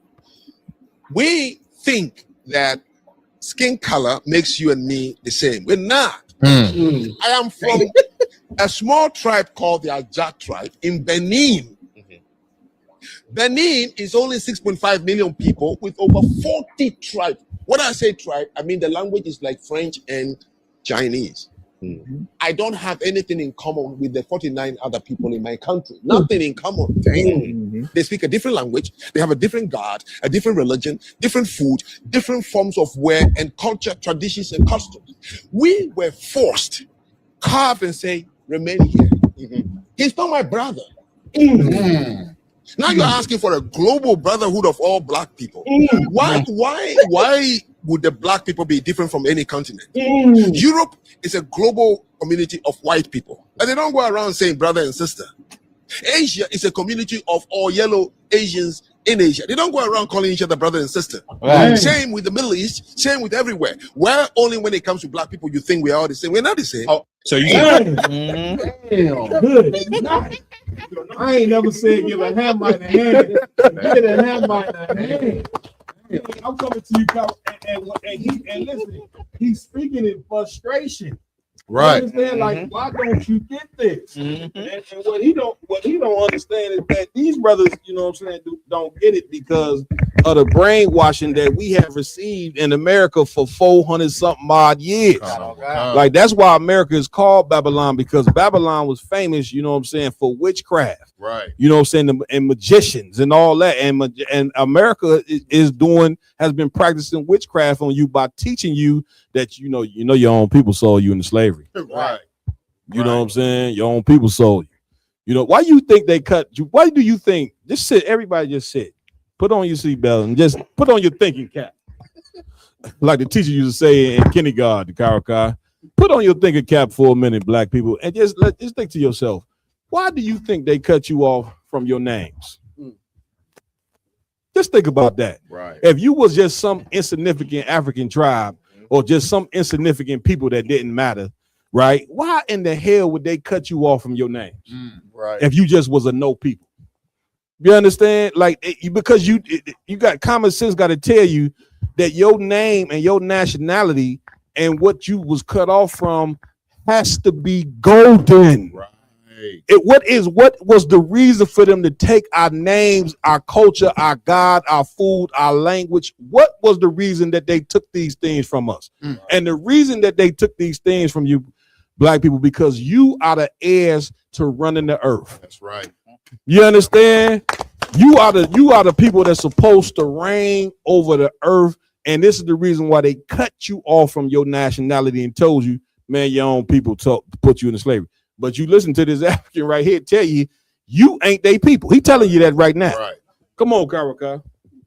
No, if I could, sir, real quick, like when the Hamite told him that, it sucked all the dreams and hopes up out of them. You could see the disappointment in his face that it took an actual Hamite to tell him we not brothers. That's it. And that's when reality hit them, bro. That's it. Broke his heart. Broke both of their heart right there. And the Hamite was so real with it that you can't even question what he's saying to you. That's it. They come up against us all the time, questioning what we saying. We ain't Africans and all this. That's it. The African come out and break it down so simple as far as like, why you think everybody black your brother? That's it. And it sucked all the hopes and dreams up out of them. And them Africans come right over here and they don't treat you like they brother at all. So it ain't like this should be something for you hard to understand. Like this shouldn't be hard. Like black people, man, I don't give a damn. I'm coming to you, brother. I don't give a damn if you from a whole different city. You know what I'm saying? You could be from Chicago, go to Philadelphia. You get around black people, you gonna straight up vibe with them because these is your people. You could be from California and go to New York. You know what I'm saying? And you know your accent gonna sound a little different because or whatever. But the people from California, they go party with the people in New York or they gonna vibe with them because we the same people. These people come from Africa and don't vibe with you because they are not you. Somebody give me the Zondervan real quick and give me Ham. Pull up your Ham. Go ahead, warrior. Yeah, Cap. Please. We all the same until let a black person get mad at Africa. He know the difference there. Oh yeah. He distinguishes the difference there. Man, these goddamn Africans. That's why I get mad. Yeah, you want to look when you mad at him, you want to talk about how funky the car ride was in that cab. You understand? You ride in the cab with a goddamn African, you can't wait to get out the goddamn cab. You know, let him like you said, let him do something to you. And oh boy, let this be a lesson, you know what I'm saying, to our people. Our people then went over there, you know what I'm saying, in Nigeria, you know what I'm saying, talking that motherland crap, you know what I'm saying, and now the white man is over there dropping bombs over there in Nigeria. Right. Now you talking about the motherland, the motherland. Whew, boy, oh boy, somebody else had their hand up. Go, read what you got, my Khan. This is out the Zondervan Bible Dictionary. Come on with it. Ham. Who? Ham. Read. The youngest son of Noah. Noah had 3 sons, Ham, Japheth, and Shem. Read. Born probably about 96 years before the flood. Come on with it. And one of 8 persons to live through the flood. Let's get it. He became the progenitor of the dark races. He became the progenitor of what? Of the dark races. Read. Not the Negroes. Not the who? Not the Negroes. Y'all hear that? Not this coming from scholars right here. Zondervan Bible Compact Dictionary are top biblical scholars. They done the research and they telling you right, I hit it out of the Bible. Ham is the father of the dark races, but not the Negroes. The Negroes are you, black people. Right. The Negroes are you, Hispanics, Native American. You the one of Negroid descent. But that whole thing about Africa don't pertain to you. Now let's find out who Ham is the father of. Keep reading. But the Egyptians. We know the Egyptians, is African. Go ahead.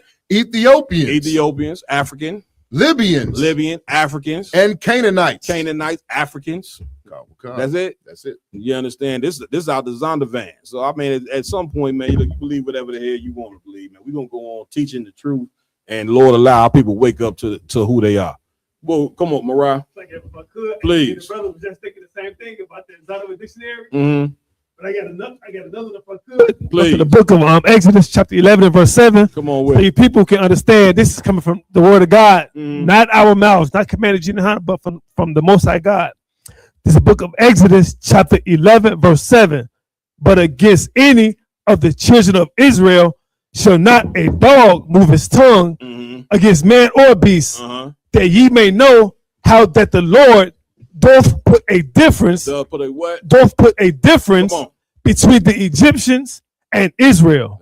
That's crystal clear. Get it, brother, a hand for that. That was heavy. Lamar, where we going next? Come on, sir. Of course, we got to speak on Christmas. You understand what happened across the last few days with Christmas and Christmas Eve. So first off, we got a merry brawl that happened recently on the streets. A merry brawl.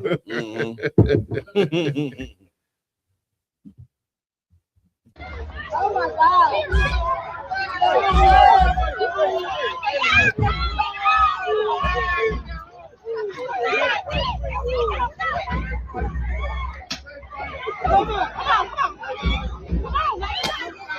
You got on the shirt to say the Grinch. I guess you can't even destroy the Christmas tree. Dang, they get it on out there.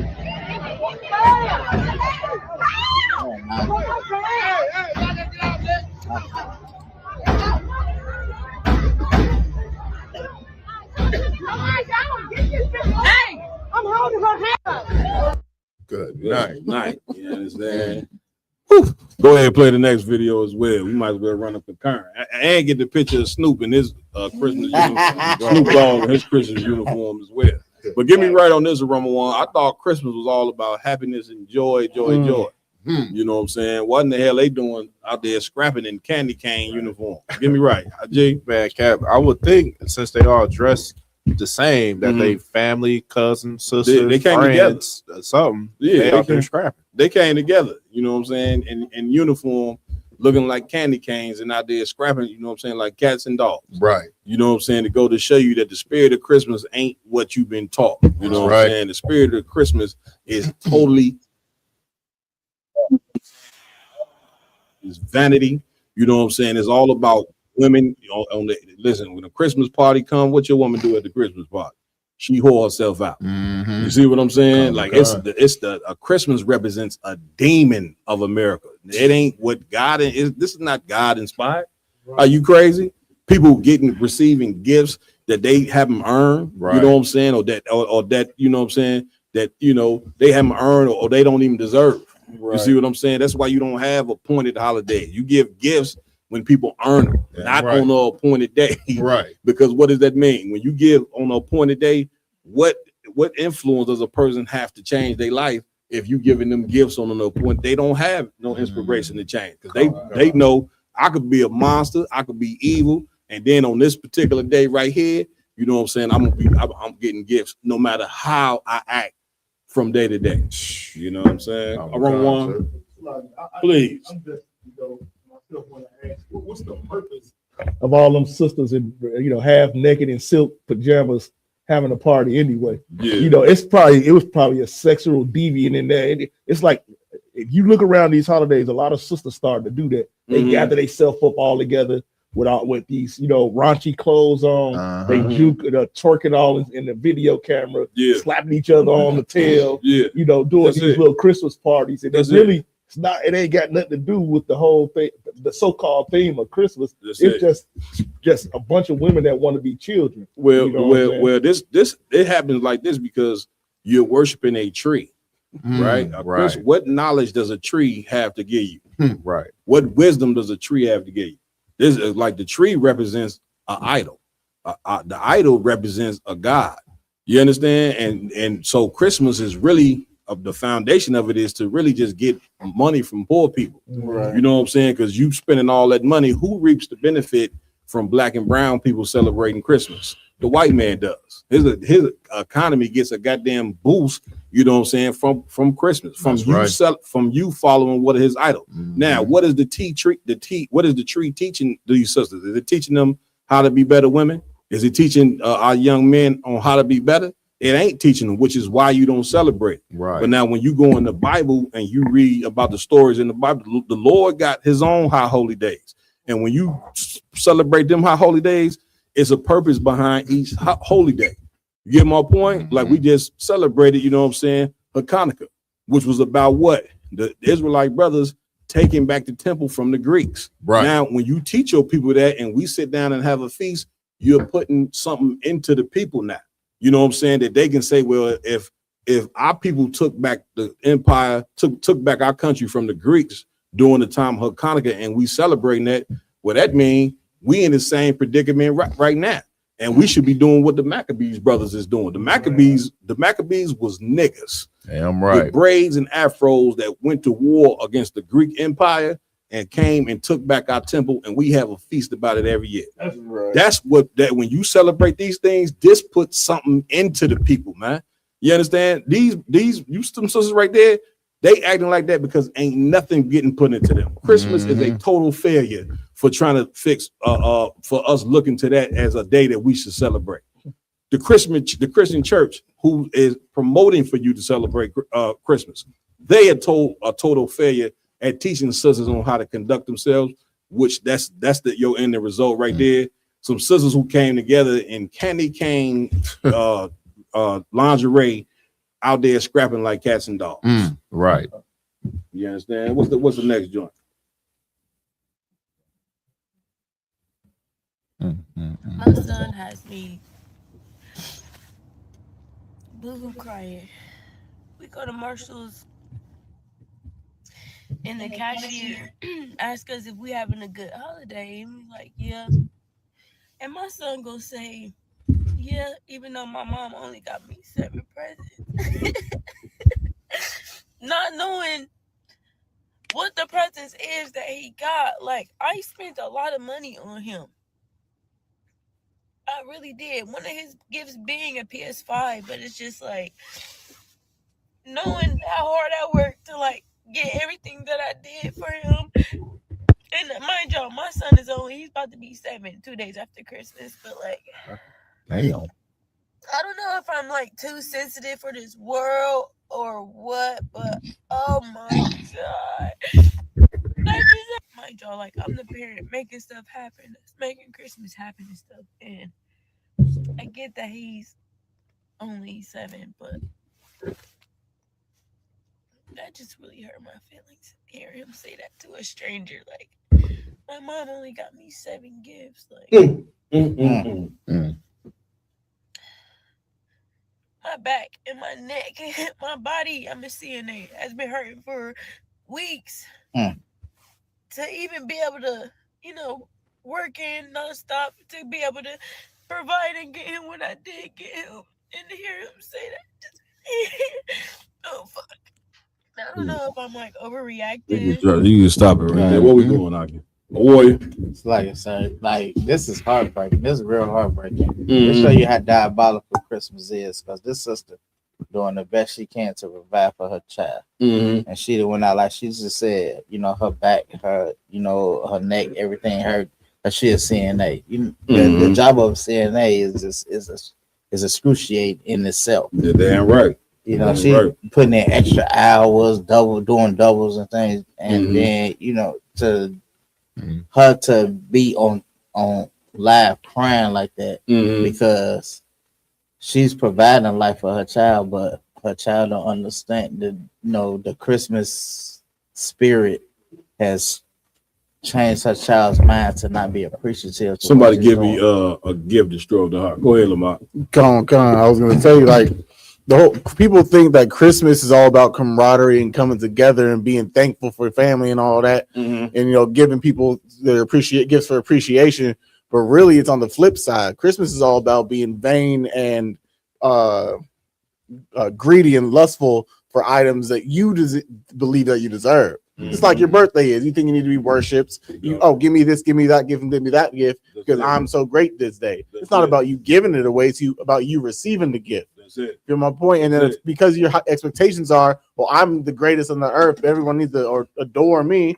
Of course, you're always gonna have a high standard, and people are never gonna meet that standard. So then you're gonna have a temper tantrum, get mad at your family or friends, or whatever the case may be, and ruin the entire day. But really, that's the point of the day. Right. You understand? Right. You know what I'm saying? Go ahead, my y'all. You got the floor. Comic-Con. And it go to something you said earlier, Adawan. You can't have a day where you just expected to just give regardless of how a person behaves, how they act, what they do. You know what I mean? Her child has not learned the value of earning anything. That's it. Because you know what? On my birthday, it don't matter how much of a terrorist I am all year long. That's it. On my birthday, I'm going to get me some gifts. That's it. And on Christmas, I'm gonna get the most gifts. I'm gonna get everything. I'm gonna put a list together, and I'm gonna get everything I asked for on Christmas. You know what I'm saying?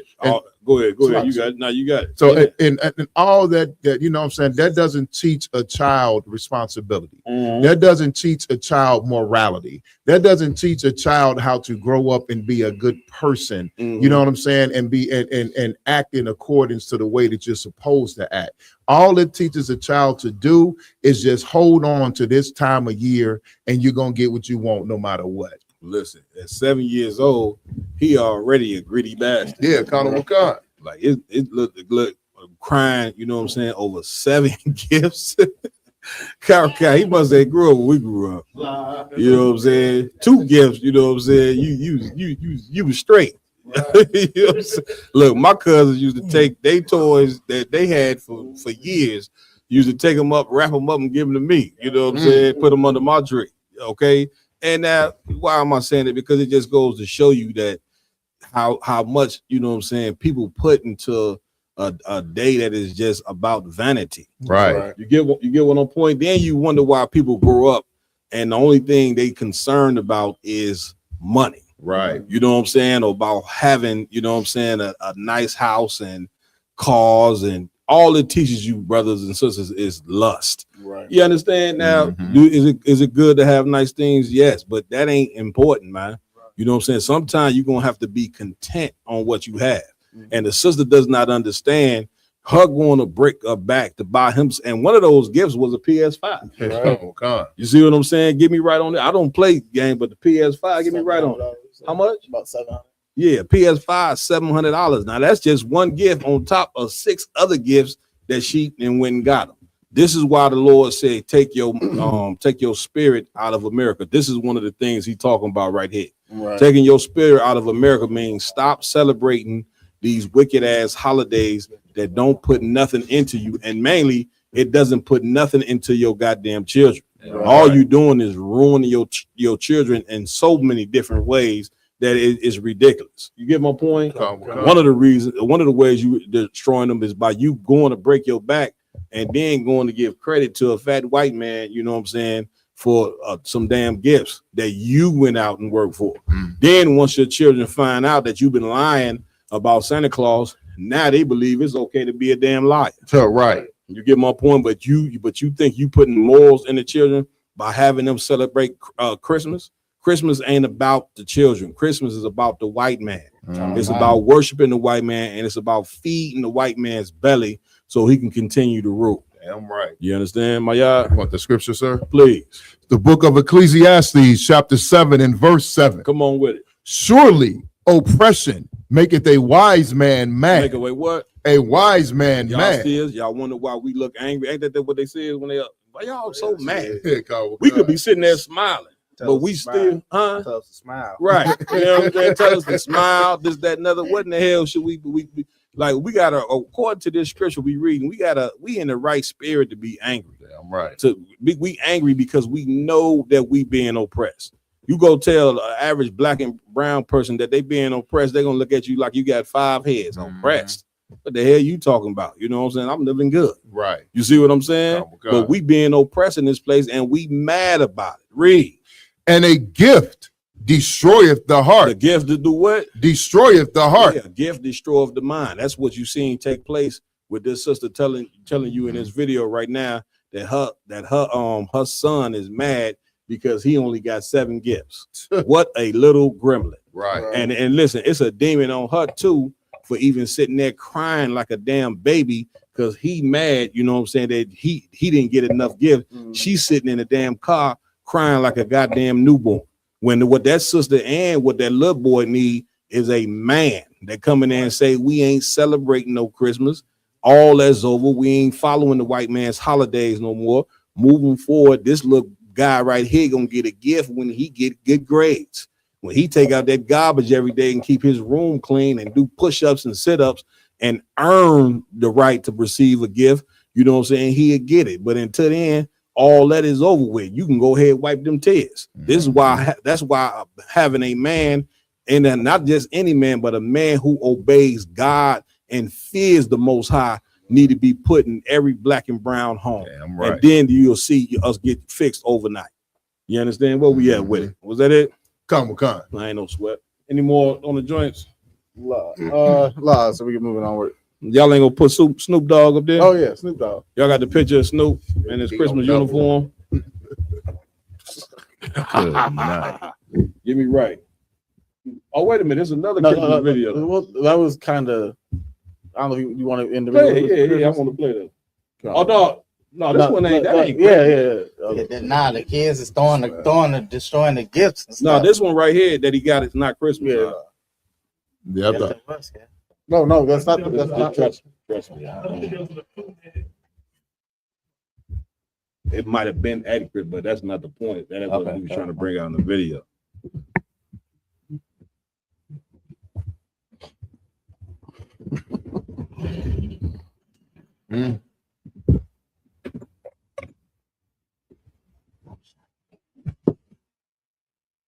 Hold on. We look at Snoop Dogg, y'all. Oh, good night. Dressed like Santa. Look at Snoop. What a picture at where he was standing in between the Edomite. I think you can scroll down.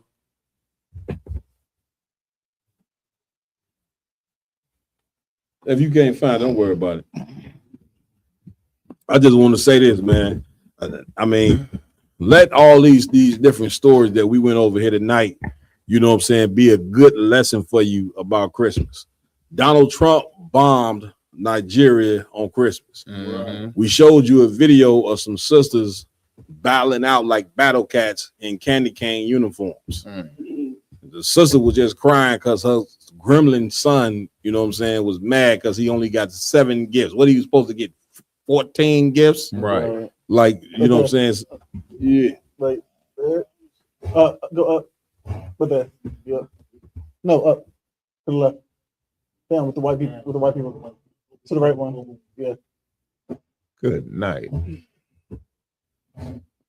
Look at that. Look at Snoop. Look at y'all favorite.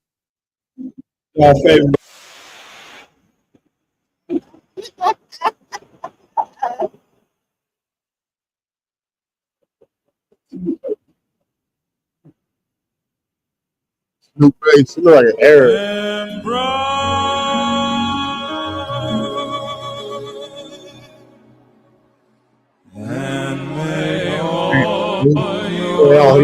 Christmases and may all your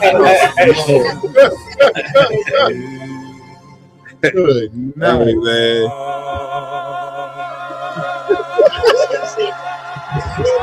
He's dreaming of the white Jesus.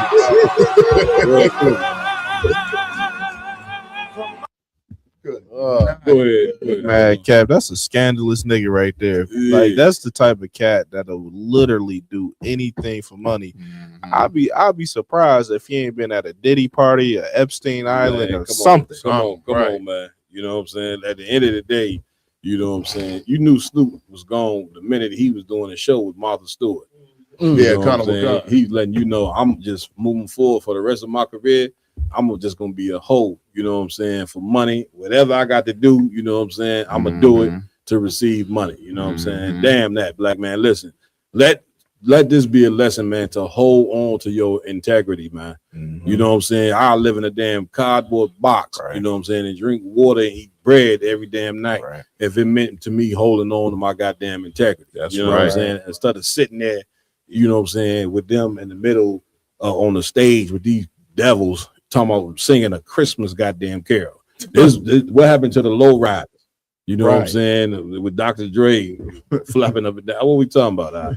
You know what I'm saying? All this stuff was brought out here tonight to show you that Christmas is totally satanic. So where we at? Come on. So next up we have a brother looking like he's about to make a proposal. I'm just gonna leave it at that.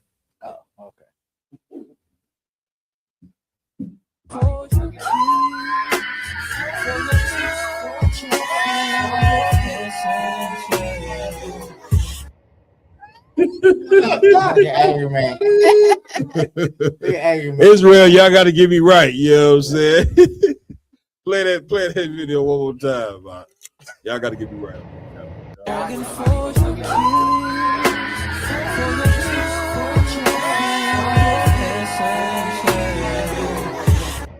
Oh, whoa. Oh, no. Oh, whoa, no. And he wearing matching pajamas. Oh, Lord. That thing's 5 o'clock shadow, had 5 o'clock shadow. I got to get my mind right. Hey, what the yo? Go ahead. Come on, God. Man, Cat, one glaring problem in this video. Go ahead, if bro. you look in the room, you see nothing but the women. And women are just so simple in certain topics. No it doubt. matters. No doubt. One which is empowering homosexuals. Yup.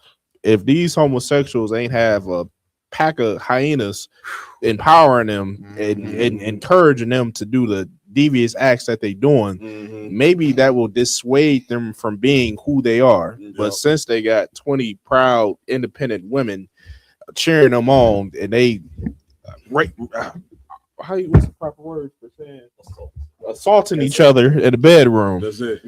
I mean, it's a disgusting situation, but they should not be encouraged. And they being encouraged by simple women. Man, listen, what you saying so goddamn heavy. Listen, normally I ain't lost for words, you know what I'm saying? But I'm lost for words right now. I need somebody to help me out on this. Man, the wig killed me. The wig is listen, I almost fell out in this chair. Oh my God. Not only is he on his knee proposing to another man, this cat is sitting there with a goddamn wig, blonde wig on his head. It was yellow, Cat. Yellow wig on his head. And like Iwalum said, the sad part is there's a bunch of sisters around sitting thinking that this is okay. And then you black women wonder why, you know what I'm saying, you can't find a man. Right. You know what I'm saying? You can't find a man because you sitting around thinking that something like this is funny. And this is hilarious and this is cool that a man, you know what I'm saying, is on his goddamn knee, you know what I'm saying, proposing to another man. You know what I'm saying? And y'all sitting around like this is okay. And then you wonder why you can't find a damn man. Make it make sense, huh? You understand? And I can guarantee you already know what religion they are. You know without a shadow of a doubt what religion they are. And it goes to show you that the institution of marriage in America, Karaka, listen to me good. This shows you that the institution of marriage in America is a damn joke. Right. That's what it goes to show you. Marriage is supposed to be between a man and a woman, not between a man and a man. Larry and Jake ain't supposed to be goddamn getting married. Right. You understand? Which goes to show you that marriage in this place, that's why marriages never work, because it don't, once again, it's not backed by nothing. Mm-hmm. You see what I'm saying? There's no knowledge behind that. When we come together, this is to serve the Lord. You get my point? These cats right here, you telling me these two cats right here is serving the Lord?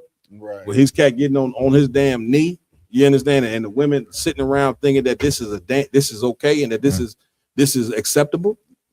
Come on, Lamont. Come on. What's so heavy is like when you look at all the greatest kingdoms to ever be established, all of them had a major form of homosexuality inside of it. That's it. You understand? Babylon was obviously known for its wicked acts and lustful deeds. Greece, Rome, Egypt, like all of them fell when they were so predominantly homosexual. Yeah. I mean, the Lord does not want this type of act around on this planet. Right. You understand? Because if it was such a great social construct and the way that God wanted you to live, then those empires wouldn't have been destroyed like they are. Yeah, right. You get my point? Like, and then right when America's economy starts falling, everything like that, that's when the laws of homosexuality started to change. Yep. Because back in the 70s and 60s, it was a mental illness. It definitely was. And because the white man is such a devil, he slowly changed things. Well, they're in your closet, and now they're out the closet. Now it's just a different lifestyle, and so forth and so such, and it changes with society. But the Lord doesn't change with society. The Lord said it's either right or it's wrong. Right. So the Lord's got to destroy America just like he did the other kingdoms on this earth. Yeah, right. Give it up. Listen, what them women, I'm coming to you, my wife.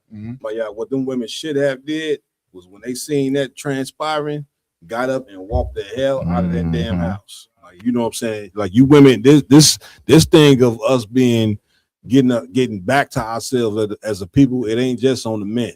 Women, you have to stand against men, you know what I'm saying, becoming homosexuals, or you know what I'm saying, it's going to destroy the fabric of who we are as a people. See what I'm saying? And so go ahead, my y'all. Hey, Sluggy Cap. You know what I mean? Like you said, you know what religion all of them in there are, you know what I'm saying, a part of. When I looked at that, Cap, I'm looking like that's the choir and the choir director proposing to one of the altar boys or something. You know what I'm saying? Like, without a shadow of a doubt. You know what I mean? Like it reminded me of, you know what I'm saying, my cousin, may he rise again, you know what I'm saying, fell into that lifestyle. And the way I found out about it, because he was diehard in the church since we was kids. And the way I found out about it, you know what I'm saying, is one day I went to church when he come to church. After church, went to hang with his church members. He was in the choir. So we go back to hang I go back to hang with him and the rest of the choir. You know what I'm saying? And as soon as they started drinking and smoking and got real comfortable with each other, man, Cap, I'm talking about, I realized that I was in a room full of sodomites. It was a brother in there that had a rib, and she's sitting on his lap. And the more he started drinking, the more feminine he got. Brother, you know what I'm saying? Listen, Mariah Ali, you said it best, you know what I'm saying? Absolutely insane. And this is what happened, you know what I'm saying, when you forsake the Lord. Don't you ever think for one iota that you sitting there, you know what I'm saying, serving God when you go to church on Sunday. You know what I'm saying? This is proof that you are following Satan at this point, living here in America. And listen, here's the other sad part about it all. That cat sitting in there with that blonde wig on his head, he think he better than the woman. Yeah, We went over this in class, you know what I'm saying, Wednesday night. You know what I'm saying? These homosexual men, they believe they butthole is better than a woman's vagina. You know what I'm saying? My red put me on to the term, you know what I'm saying, the other day when I was that we at the crib chilling. She said they call it boy pussy. You know what I'm saying? Which is a man's asshole. Excuse my language. You know what I'm saying? I'm sorry for the vulgar language that I have to use. You know what I'm saying? But anytime a man think his asshole, you know what I'm saying, is better than a vagina that was made, you know what I'm saying, for a man to indulge in, you know what I'm saying, brother, you are out of your damn mind. Right. You get my point? Boy, we are in here. So one. It's like, and the sad part about that video, probably half of them sisters every day on Facebook posting that how single they are, or got showing how single. I wish I had a man. Meanwhile, they sitting there indulging in two men getting together. The man you was probably supposed to have, you let another man take it. You know what I'm saying? Diabolical.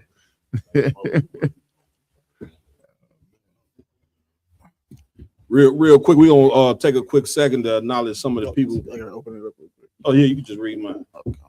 Acknowledge some of the people in the chat real quick.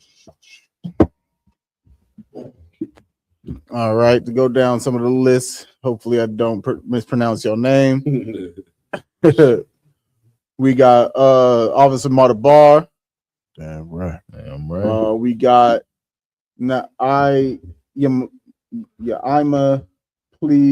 Pleasant Sister, Regasha Allah, Mapatza ISBK, Barathawana, Malak Bond, True Supreme 7, Shabaya Allah, Gabba War, Regasha Allah, Naza Mana. That's majority of them. That's it. Big up to all the brothers and sisters that here was joining us tonight, and many more. You know what I'm saying? For those tuning in, please like, share, subscribe. Also, comment so we can shout your name out, you know what I'm saying, in the chat as well. All right. What we going moving forward? So next up we have a another police brutality video of them beating down a brother while he's strapped down to a chair. Man. Good.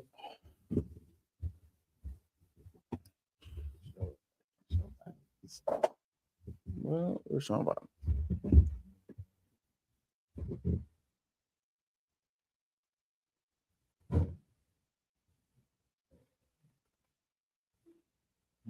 DeSoto County.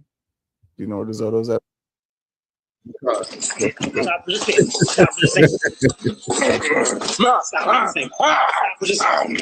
Stop resisting.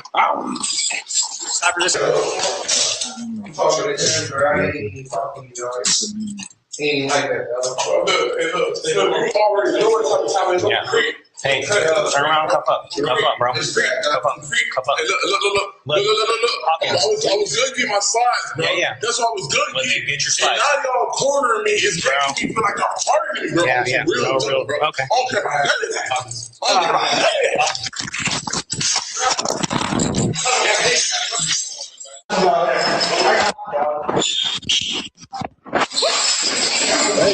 Shit, are you okay? Why are you? I'm so sorry. You're good. I'm so sorry. I'm so sorry for you. I'm so sorry for you. Yeah, get up. That's a different cat from now. Yeah, come. Yeah, and the main one was the brother in the beginning. As you can see, they talk about stop resisting. They got a strap around his chest, and his arms are tied down to the arms of the chair, and they talking about stop resisting.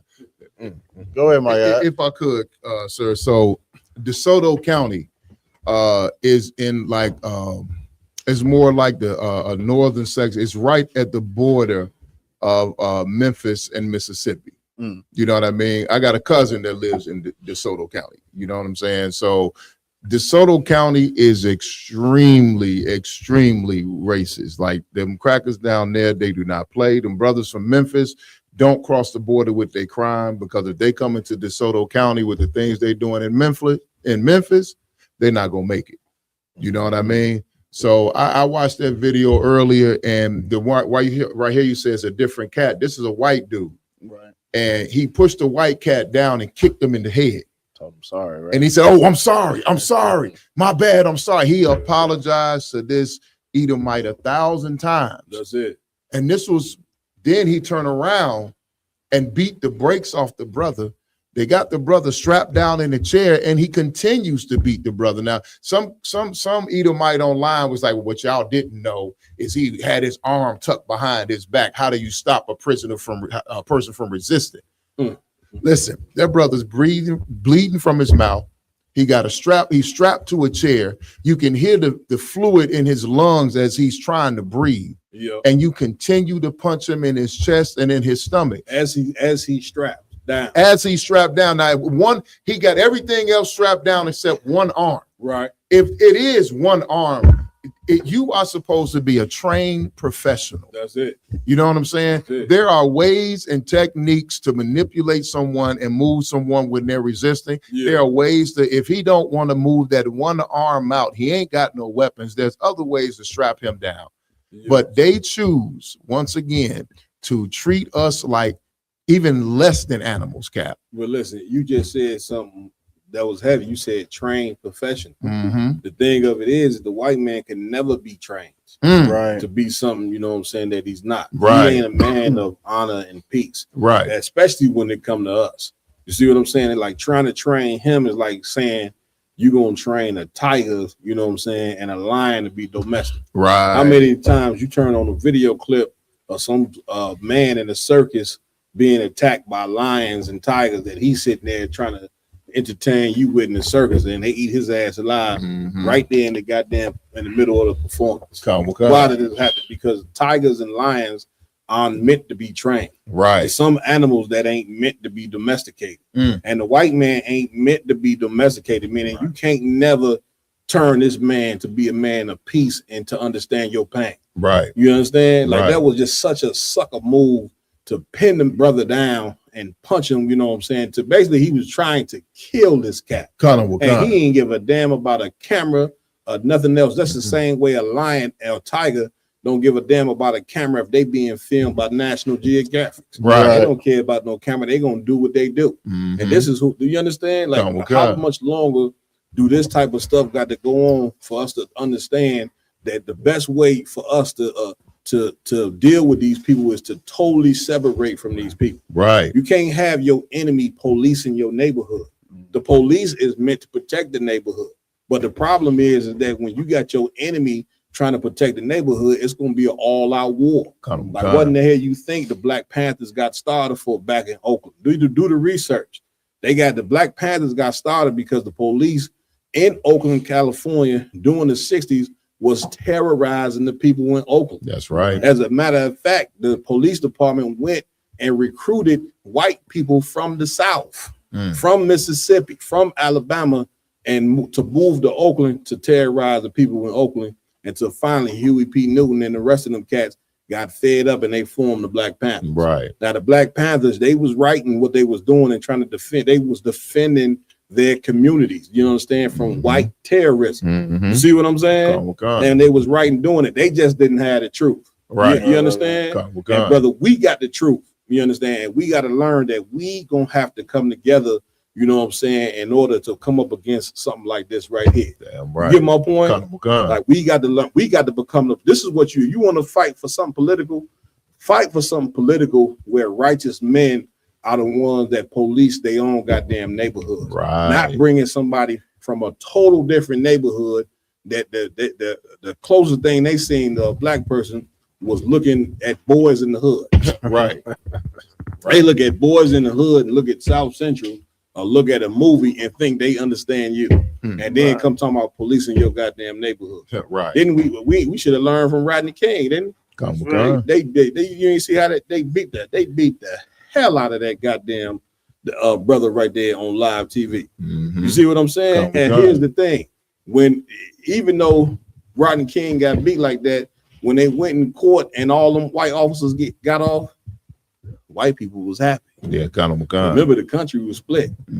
Black people was mad, but white people was happy that them white officers got off that committed a crime before the world. Right. You know what I'm saying? On national TV, white people was happy. And I break up my point in saying that. You see how that brother was doing right there? Here's the point that you need to see. And big shout out to Roscoe Rob because he released this video. And you know what I'm saying, by just sitting there looking. And Roscoe Rob, can you please give the people the insight on what white people were saying in the comments? You know, show our people what these white people were saying in the goddamn comments about how this brother was treated. Please explain. So I'm gonna read this devil comment right now. Please do. So Salaya, sir. So it was a comment right here.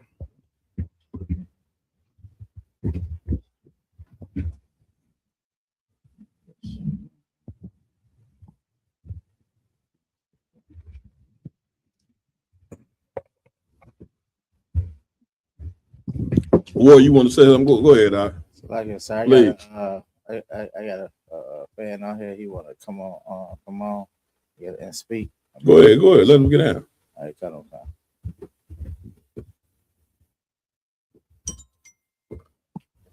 I got that comment right here, so when we go read it real quick. Hey, give me 1 second. Well, tell a brother, hold on one second. Go ahead, Rob. So this devil right here, Don Matt, he said, looks really bad until you realize dude had his arm behind him unrestrained. I'm sure all the cuts in the video helped to make him look as innocent as a kid.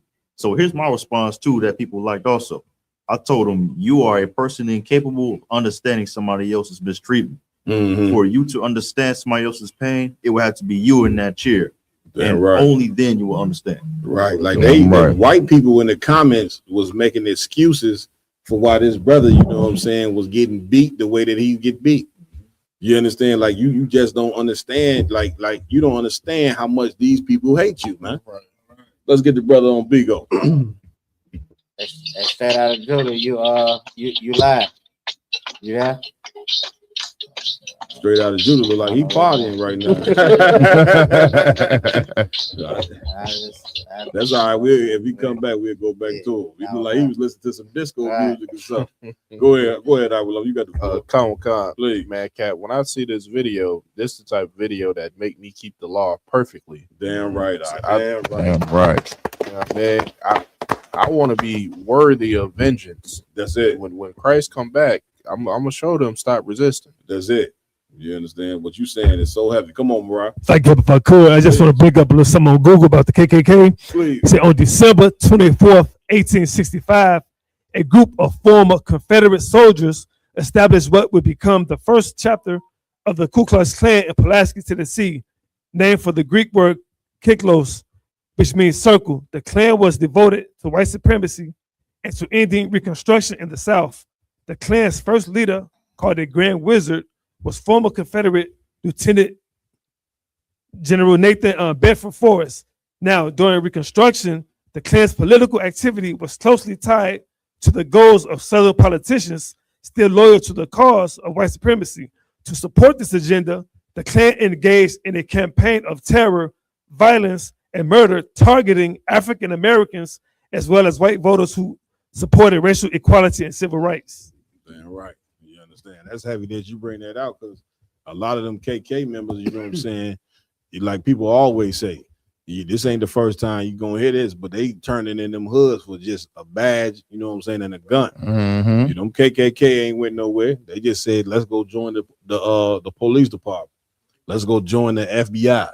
Let's go join the court system. You don't think some of them judges that sentencing our sons to 100, they giving some of our sons 200 years for a crime. Right. Some of them three life sentence, 6 life sentence. Man, the nigga ain't gonna even live that long. Right. But it just goes to show you how much they hate you. They give our people so many years. They want to give you that many years because they like, man, he might die and come back. Like the white man, he's so diabolical that he'll give you so many years to where you die, and when you get reincarnated, he'll be like, well, you know, you got to go serve the rest of this time. Right. You be like, damn, I was dead. You don't care. You got to get the time. A warrior. Please. Oscar Kamar out of Florida. He want to come on. Man, bring Kazak them on, man. Let's get it. Kazak, you there? Hey, Shalom, yeah, about Shimmy Sharakatha. What's going on, soldier? Hey, Salah Yadawan. I just wanted to say, I did this little debate about Gentiles or other nations being in the kingdom last night, right? Okay. And leading up to it, I watched a lot of debates from Captain Tazariak debating people on it. And the crazy thing that just came to my mind when you was playing that is most of the debates that Cap did on trying to say to other nations with people who we would call Israelites, like black men. Right. Debating. I don't never see no white apologists trying to get into no black man's heaven. And then when I see videos like that, I'm like, why would we want some people like this in our heaven, and would That's they it. even want to be in a black man's heaven? Right. So I just wanted to comment on that and say, like, when you see, y'all do this every Friday. General Yohana do it on Monday. It's so many videos all across. From these brothers got them in Memphis, we got them here in Florida, they got them out on the West Coast of these people being horrible people, and all we got is our people trying to fight them to get in your heaven. Damn I don't right. make no sense. I just wanted to say that. See what y'all had to say about that. Man, get a brother a hand for bringing it out. Man, listen, because Zach, what you bringing out, you know what I'm saying, is what General Yohana been bringing out for a very long time. Is our relationship with white people is an abusive relationship. You understand? And it's psychological in this, that we've been abused by these people so long, and our minds, brother, we can't live without them. You know what I'm saying? It's like a woman who's been abused that think that she can't survive, you know what I'm saying, without the man who knocking her teeth down her throat. You know what I'm saying? That's blacking her eyes every day. You understand? She's so destroyed that she is basically feels like she's tied to the abuse. You understand? Like the abuse, you get abused for so long, brother, the abuse is like love. You understand? Like you think that you get this is what you have to endure and have to put up with, when, brother, that is totally far from the truth. So when you see our people come up against us, man, and try to get white people into the kingdom of heaven with us, just understand that those people that do that are totally sick. You know what I'm saying? They suffer from a very, very severe mental illness, and only thing that you can do is pray for them brothers and sisters. That's what the scripture talking about when it say pray for our enemies. It ain't talking about pray for the white man. It's talking about pray for those people of yours that are enemy to the cause of ours. You understand? It's some people that's enemy to their own people, and that's what it's talking about in the Bible. Pray for them. Pray for them people, you know what I'm saying, who have joined themselves and married themselves to white supremacy and have no plans of ever letting white supremacy go. They're going to go down into the grave with America. You know what I'm saying? The good thing is that all of us don't think this way. You know what I'm saying? It's some of us that the Lord has reserved, according to the Bible, the Lord have reserved men and women that have no plans of bringing white people into the kingdom of heaven. And those brothers and sisters should be applauded for that. Right. You understand? Come on, let's bring one more on. Let's get it. It's like I don't want. I got DJ Watch. If he's trying to come on, I'm gonna bring him on. Bring him on. Shalom, bro. Go ahead. Who is this now? His name DJ War Chief. Yeah, Israelite. DJ War Chief, you there? I'm gonna bring him on.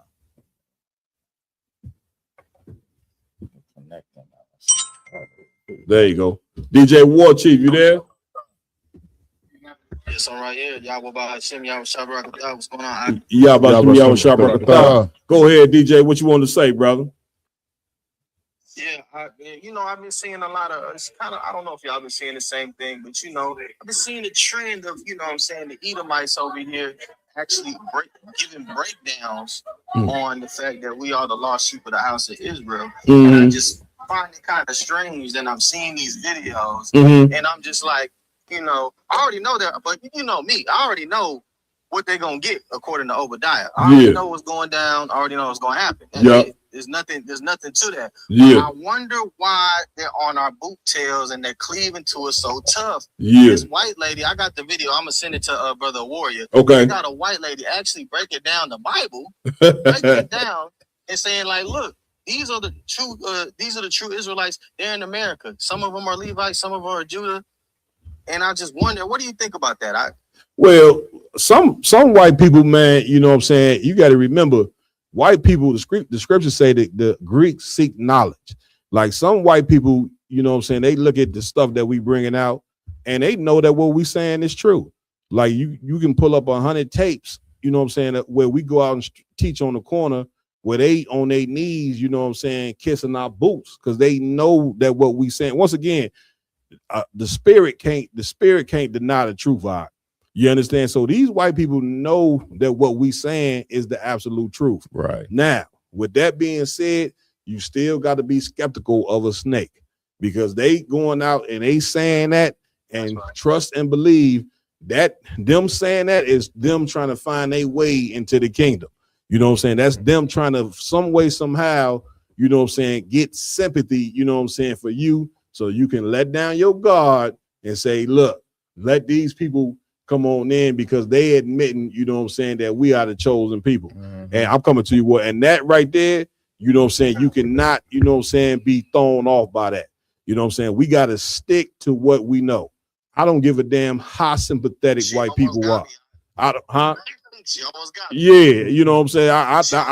I could dig it, you know what I'm saying? But I don't give a damn how sympathetic they are, how understanding they are, or how admitting that we the children of Israel. The white man is still the devil that the Bible speaks of. Right. You understand? And a good white, since she's so good, and since she know that, guess what?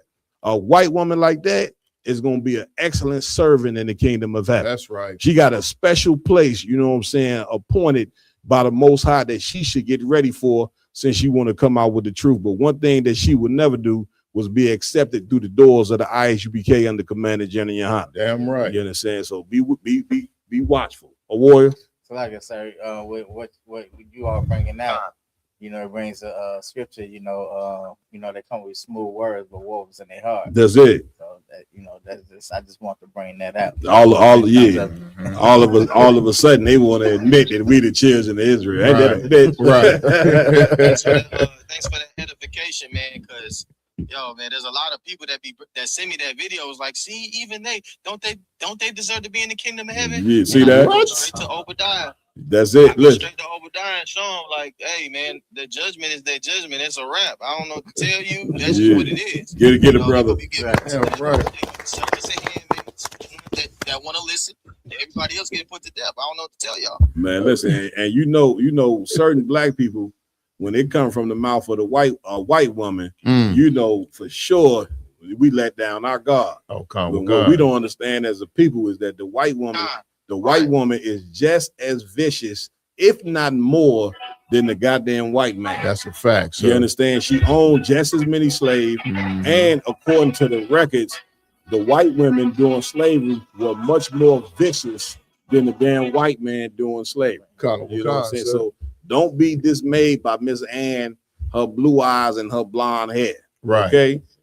Stick to what you know. If I could, please, my God. During slavery, the white woman is the reason they came up with the casual killing law. That's a fact. Where it was legal for you to unalive your slave if you were correcting them, and the main slave that was unalived during slavery, during correction, were black children by white women. That's it. And for brothers saying that, see, don't they deserve heaven? Yeah. How many heavens does the white man deserve? God damn. How many heavens do they need? They got heaven on earth right now. Right. They done had heaven for over almost 500 years on this planet. Empire. The Greek Empire, the Roman Empire. You know what I'm saying? And now they got heaven again in the American Empire. The British Empire. Come on, how many? They done had like 5-6 goddamn heavens on this earth. That's it. And now they got the greatest heaven that their empire has ever seen. That's it. They ruled everything. They got everything. They live off the fat of the land. They go to the most exotic places. They eat the most exotic food. They drink the most exotic water, liquor, you name it. Yeah. They got access to everything on this earth. Why the hell do they need to be in our heaven? Listen, they so much in heaven, my y'all, what you had so powerful. They so much in heaven, you know what I'm saying, Roscoe Rob, that they able to go bomb somebody on Christmas. Merry Christmas. Merry Christmas. And say Merry Christmas and have a Happy New Year. Drop bombs on the Nigerian people. On Christmas. You understand? Like some of our people they need, you know what I'm saying, they need validation from white people. Right.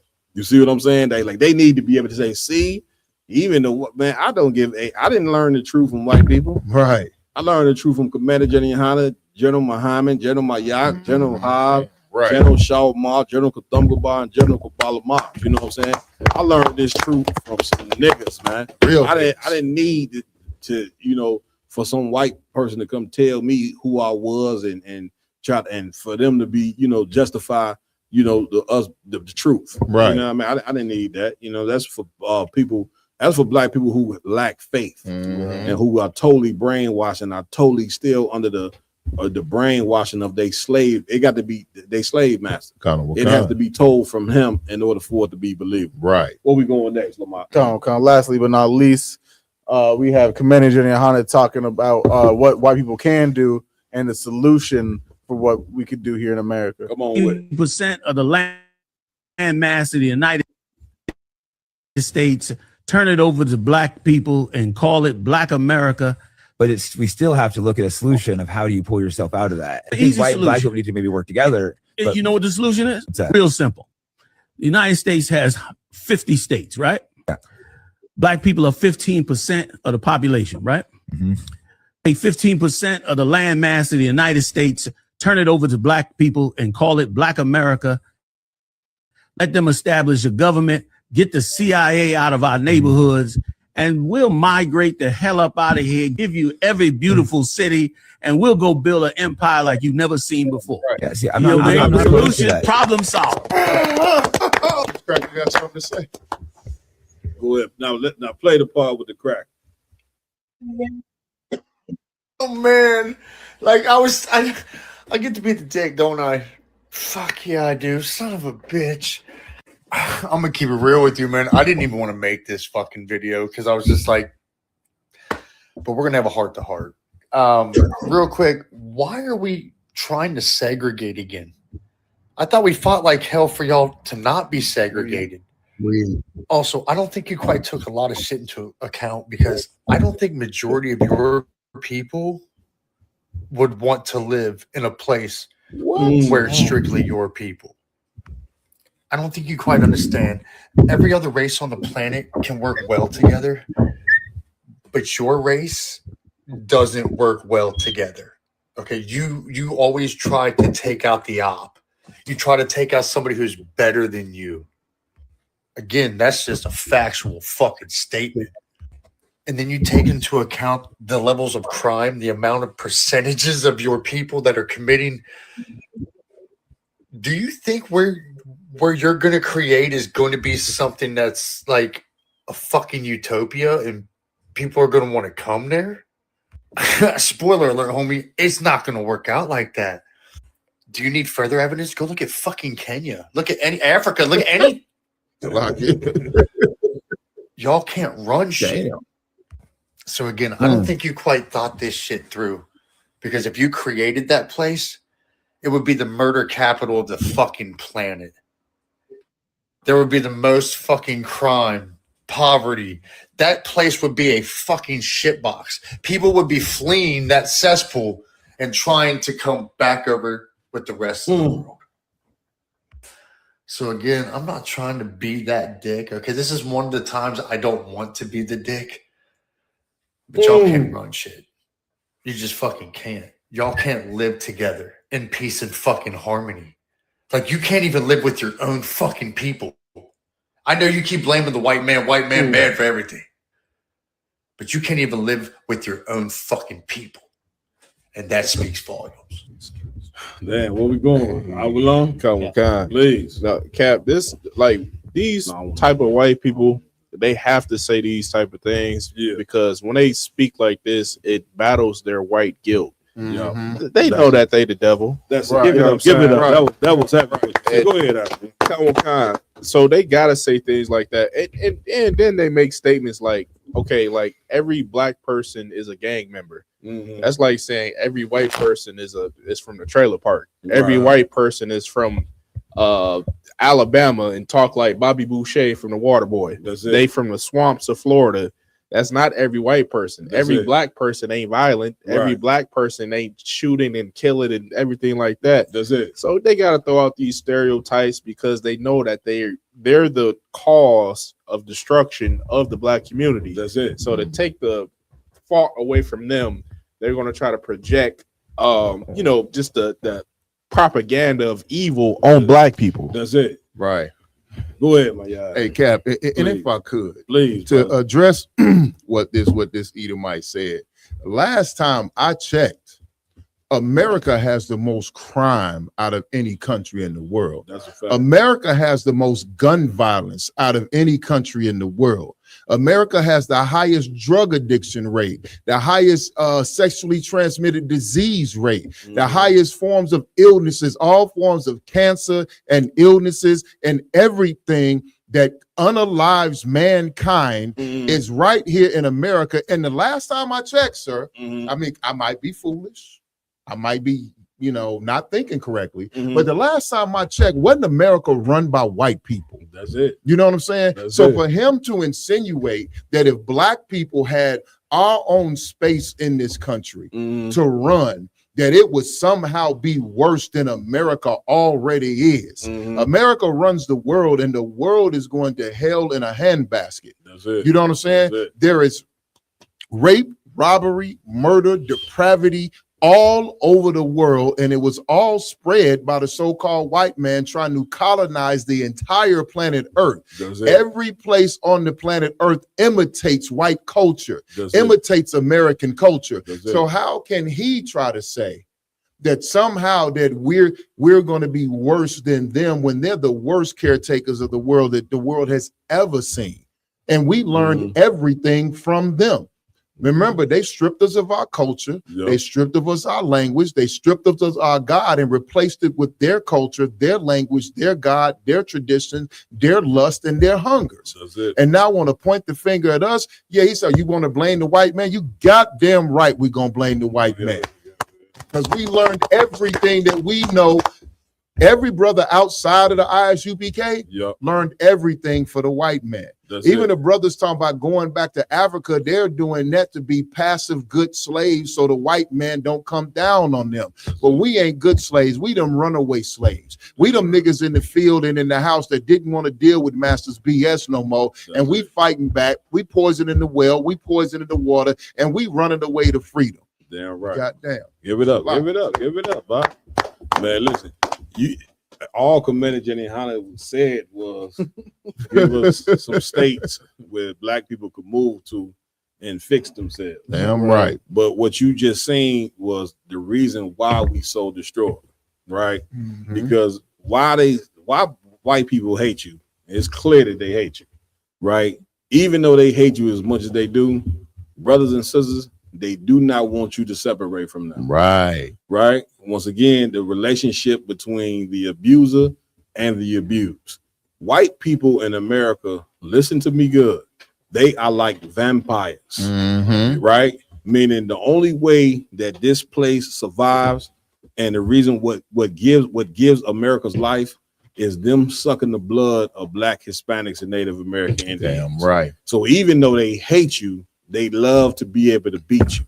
They love to be able to, they need somebody to oppress. They need somebody to be able to pull over, you know what I'm saying, and get behind their car and pull them out and beat them with a billy club. They need somebody to do that. And you, the person, you know what I'm saying, who they need to be able to beat. You, the people, you know what I'm saying, whose blood that they love to suck, you know what I'm saying, in this goddamn empire. The only solution for us, of course, is separation from them people. You know what I'm saying? Like he said, give us 5 states where we can go ahead and institute laws and morals that'll fix us. But of course, the white man don't want you to get fixed. And what this idiot don't understand is that anything that you see black people doing in these inner cities is your fault. You understand? It comes from your laws that broke up our families. Ain't no black man wrote laws, you know, that said he was going to feed children and house the mother, but the father had to go. Ain't no black man did that. Ain't no black man came into black neighborhoods in the 80s under the CIA and put crack in the goddamn neighborhoods. Ain't no black man did that. You did that. You the one that built prisons, you know what I'm saying, and filled those prisons with black and brown people. So don't turn and look to us and try to blame us for our own goddamn destruction. Right. You know, that's one diabolical thing to where these people hate your damn guts, but don't ever want you to leave America, which is why we need a savior, which proves that the kingdom of heaven is only for blacks, Hispanics, and Native American Indians. Because if Jesus Christ does not return, brothers and sisters, you would die a slow death in this hellhole called America. That's a and fact. this is why Christ was called a savior, because he ain't coming to save but one people, and that's the 12 tribes of the nation of Israel. He coming to force you out of the hand. What I'm telling you is biblical. Christ is coming to force you out of the hand of white people, because brothers and sisters, they would never let you go if Christ don't intervene. You know what I'm saying? It's going to, like they just say, divine. You run around talking about divine intervention. God is going to do a divine intervention to free blacks, Hispanics, and Native American Indians out of the hands of America. Right. He's going to do the same thing that he did, you understand, to the children of Israel during the time when we was in Egypt. Moses didn't want to let the children of Israel go. Get me right on it. He didn't want to let the children of Israel go. He had to be forced. How did he get forced? Through plagues from God. And I'm telling you, as a certified prophet of the Lord, the Most High, the God of blacks, Hispanics, and Native American Indians, the God of Abraham, Isaac, and Jacob, he gonna do the same thing to America that he did to Egypt, which is plague the hell out of this place. Damn right. Which is why in Revelation 18:4, the Lord said, come out of her, my people. Come out of her. Come out of her don't mean get on a plane and fly to a country. You can't escape curses from flying from America to another country. Right. A lot of black people think that they can get on a plane and fly to Nigeria. Now you see Nigeria getting bombed. See what I'm saying? That ain't how you escape curses. The way that you escape curses is by going in that book and finding out what moral compass that you need to be keeping so the Lord can be with you to fight against your enemy. Right. That's what it means, you know what I'm saying, when it says come out of her, my people. And the brothers and sisters in ISUBK, we have came out of her. The her is America. The her is America, which is the whore according to the Bible. The whore of Babylon, that's this place right here. And we didn't came out of this place. How do you know? All the brothers and sisters that's in the ISUBK, they didn't celebrate Christmas yesterday.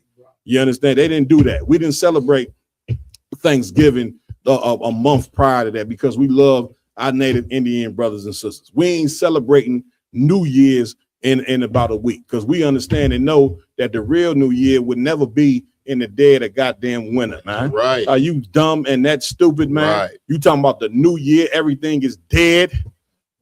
What are we talking about? Stop following the devil into the goddamn grave. Learn this truth, man. Brothers and sisters, get in class. ISUBK.com. Get in class, man, and take hold of this truth like you ain't never took hold of nothing else, man. Damn right. This devil right here is showing you, and this was a flat out racist right here. Come. Hate black people like some of you. He hate the sight of you, but yet he don't want you to leave him. Right. Do you understand that? Come. He hates your guts, hates the sight of you, but don't want you to leave. Brothers and sisters, that is a vampire. Damn right. Roman 1, let's go. Sluggy, I don't know if nobody said this. I did get up for a second, but he's talking about us having states when we had cities and was able to thrive in just cities. Think about Rosewood and Tulsa, Oklahoma, even Bronzeville. Bronzeville was a hub for black art. Damn right. That's right. Now, you talk about what we can do. We can't do something with 50 states. I mean, with 5 states, we had a couple cities. We had Tulsa, Oklahoma in itself. Man, would thrive so much that they had to bomb it. Listen, every time that we ever, you know what I'm saying, thrived in America or had thriving towns or cities or streets, they came and destroyed. The warrior just said it. A lot of these streets that you look at in Chicago, that's absolutely horrible. At one point in time, 95th was a thriving community. At one point in time, 79th is a hellhole right now. We had a school on 79th. You see what at one point in time, 79th was full of thriving black men. 63rd. You see what I'm saying? King Von said, I ain't from 63rd. You understand? 63rd is a hellhole. You know what I'm saying? But at one point, 63rd was a thriving black community. Damn right. How did it become, you know what I'm saying, what it became? They went and got some Uncle Tom civil rights leaders that convinced black people to get rid of their businesses, come support white businesses. You got rid of them. Now your communities got poor, got impoverished, you know what I'm saying, got bad schooling, gave laws that said take the man out the home. The white man created the ghetto. Therefore, like we always tell you, the white man is the devil that the Bible speaks of. Right. and we're gonna take a hold of that all the way into Christ's return. Damn right, sir.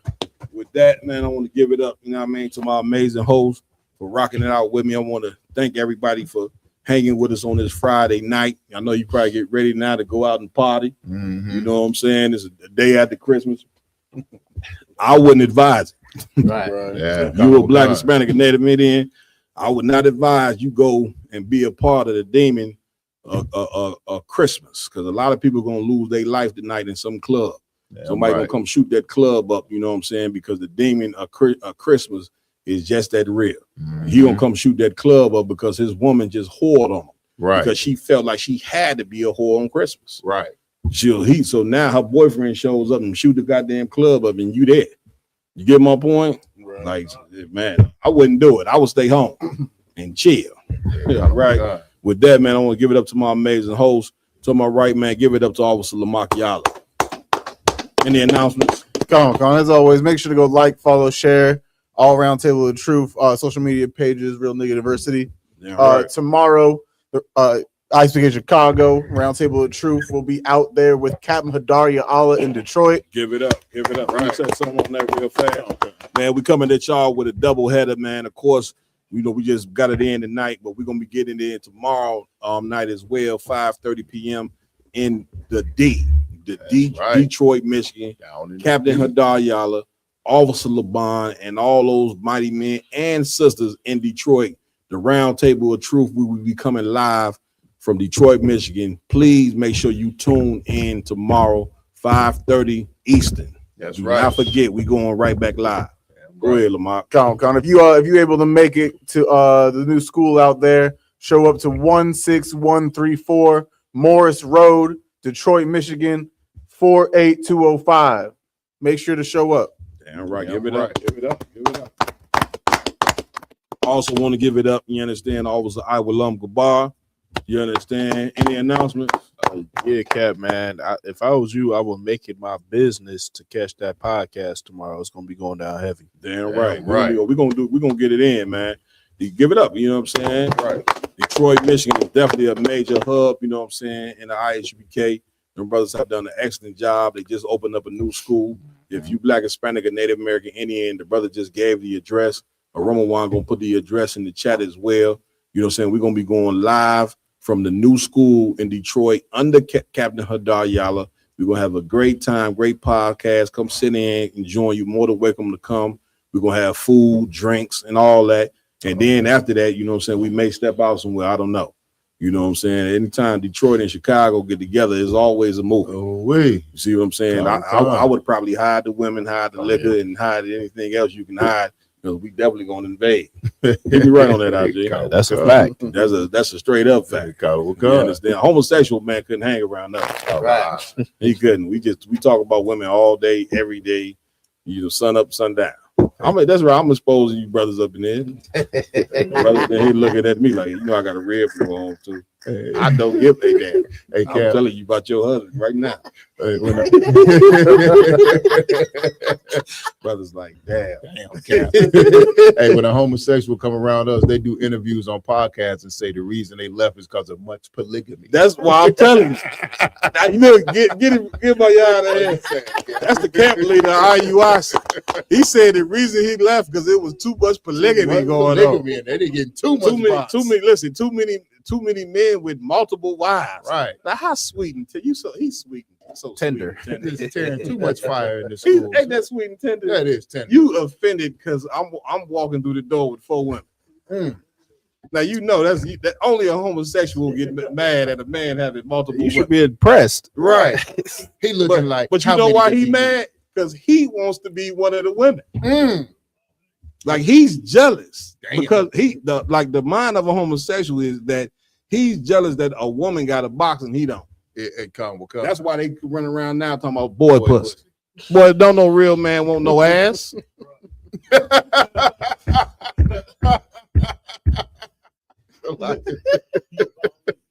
It's time to end. It's that time. It's real. Go ahead, wrap this on up. I also want to give it up, man, to Officer 1000, the warrior in the building. That's right. Big shout out to Bigo Live. You know what I'm saying? You tuning in. Any announcements of warrior? I'm gonna get with a lot because he know how to slap string. Okay. From to like off the joint. YouTube Yeah, for sure. Let's do it. So I'm gonna get with him. Okay. So days that I'm not available, yeah, we can still have damn right. And things, Most like damn that. right. Damn right. To keep it going. Shout out to Big O, man, all the brothers and sisters that tune in and join us in here tonight. Oh yes, lucky. Also, I do want to Cap Yatazak will be invading bingo January 3rd. That's right. Captain Yachty. Yes, Man, we call him Captain Yachty. We call him Yachty so much. I talked to him on the phone the other day. I said, damn, I forgot your damn real name. I'm calling you Yachty. Big shout out to Captain Yachty. He will be invading bingo. On bingo, give it up. I ain't ready for that. Hey, listen, while we mentioned Captain Yatazak, big up to Captain Yatazak, Houston, and really the whole Texas, because the Passover will be down in Houston, Texas, on what date? April what? April 1st through April 6th, sir. April 1st to April 6th. April 1st to April. That don't sound right. No, he said the entire entire day. Oh, from Wednesday to Sunday. From Wednesday to Monday. April 1st to April 6th, sir. Dang, we'll give it up. You know what I'm saying? We're gonna be down. You know what I'm saying? In Texas, the Passover, the true high holy day of Blacks, Hispanics, and let me tell you something. The high holy day of Passover, listen to me good, is 50 times better than Christmas could ever be. Damn right. 50 times. Y'all don't even understand. Black and Hispanic, y'all don't even understand what y'all missing on with this brotherhood, man. I'm trying to put you on. I'm trying to put you on, man. It's going down in Houston, Texas for the Passover. Right. You know what I'm Right. saying? With that being said, I also want to give it up to Officer 1000, my yard. Any announcements, brother? Hey, Connor Wakan, if I could, sir. Please.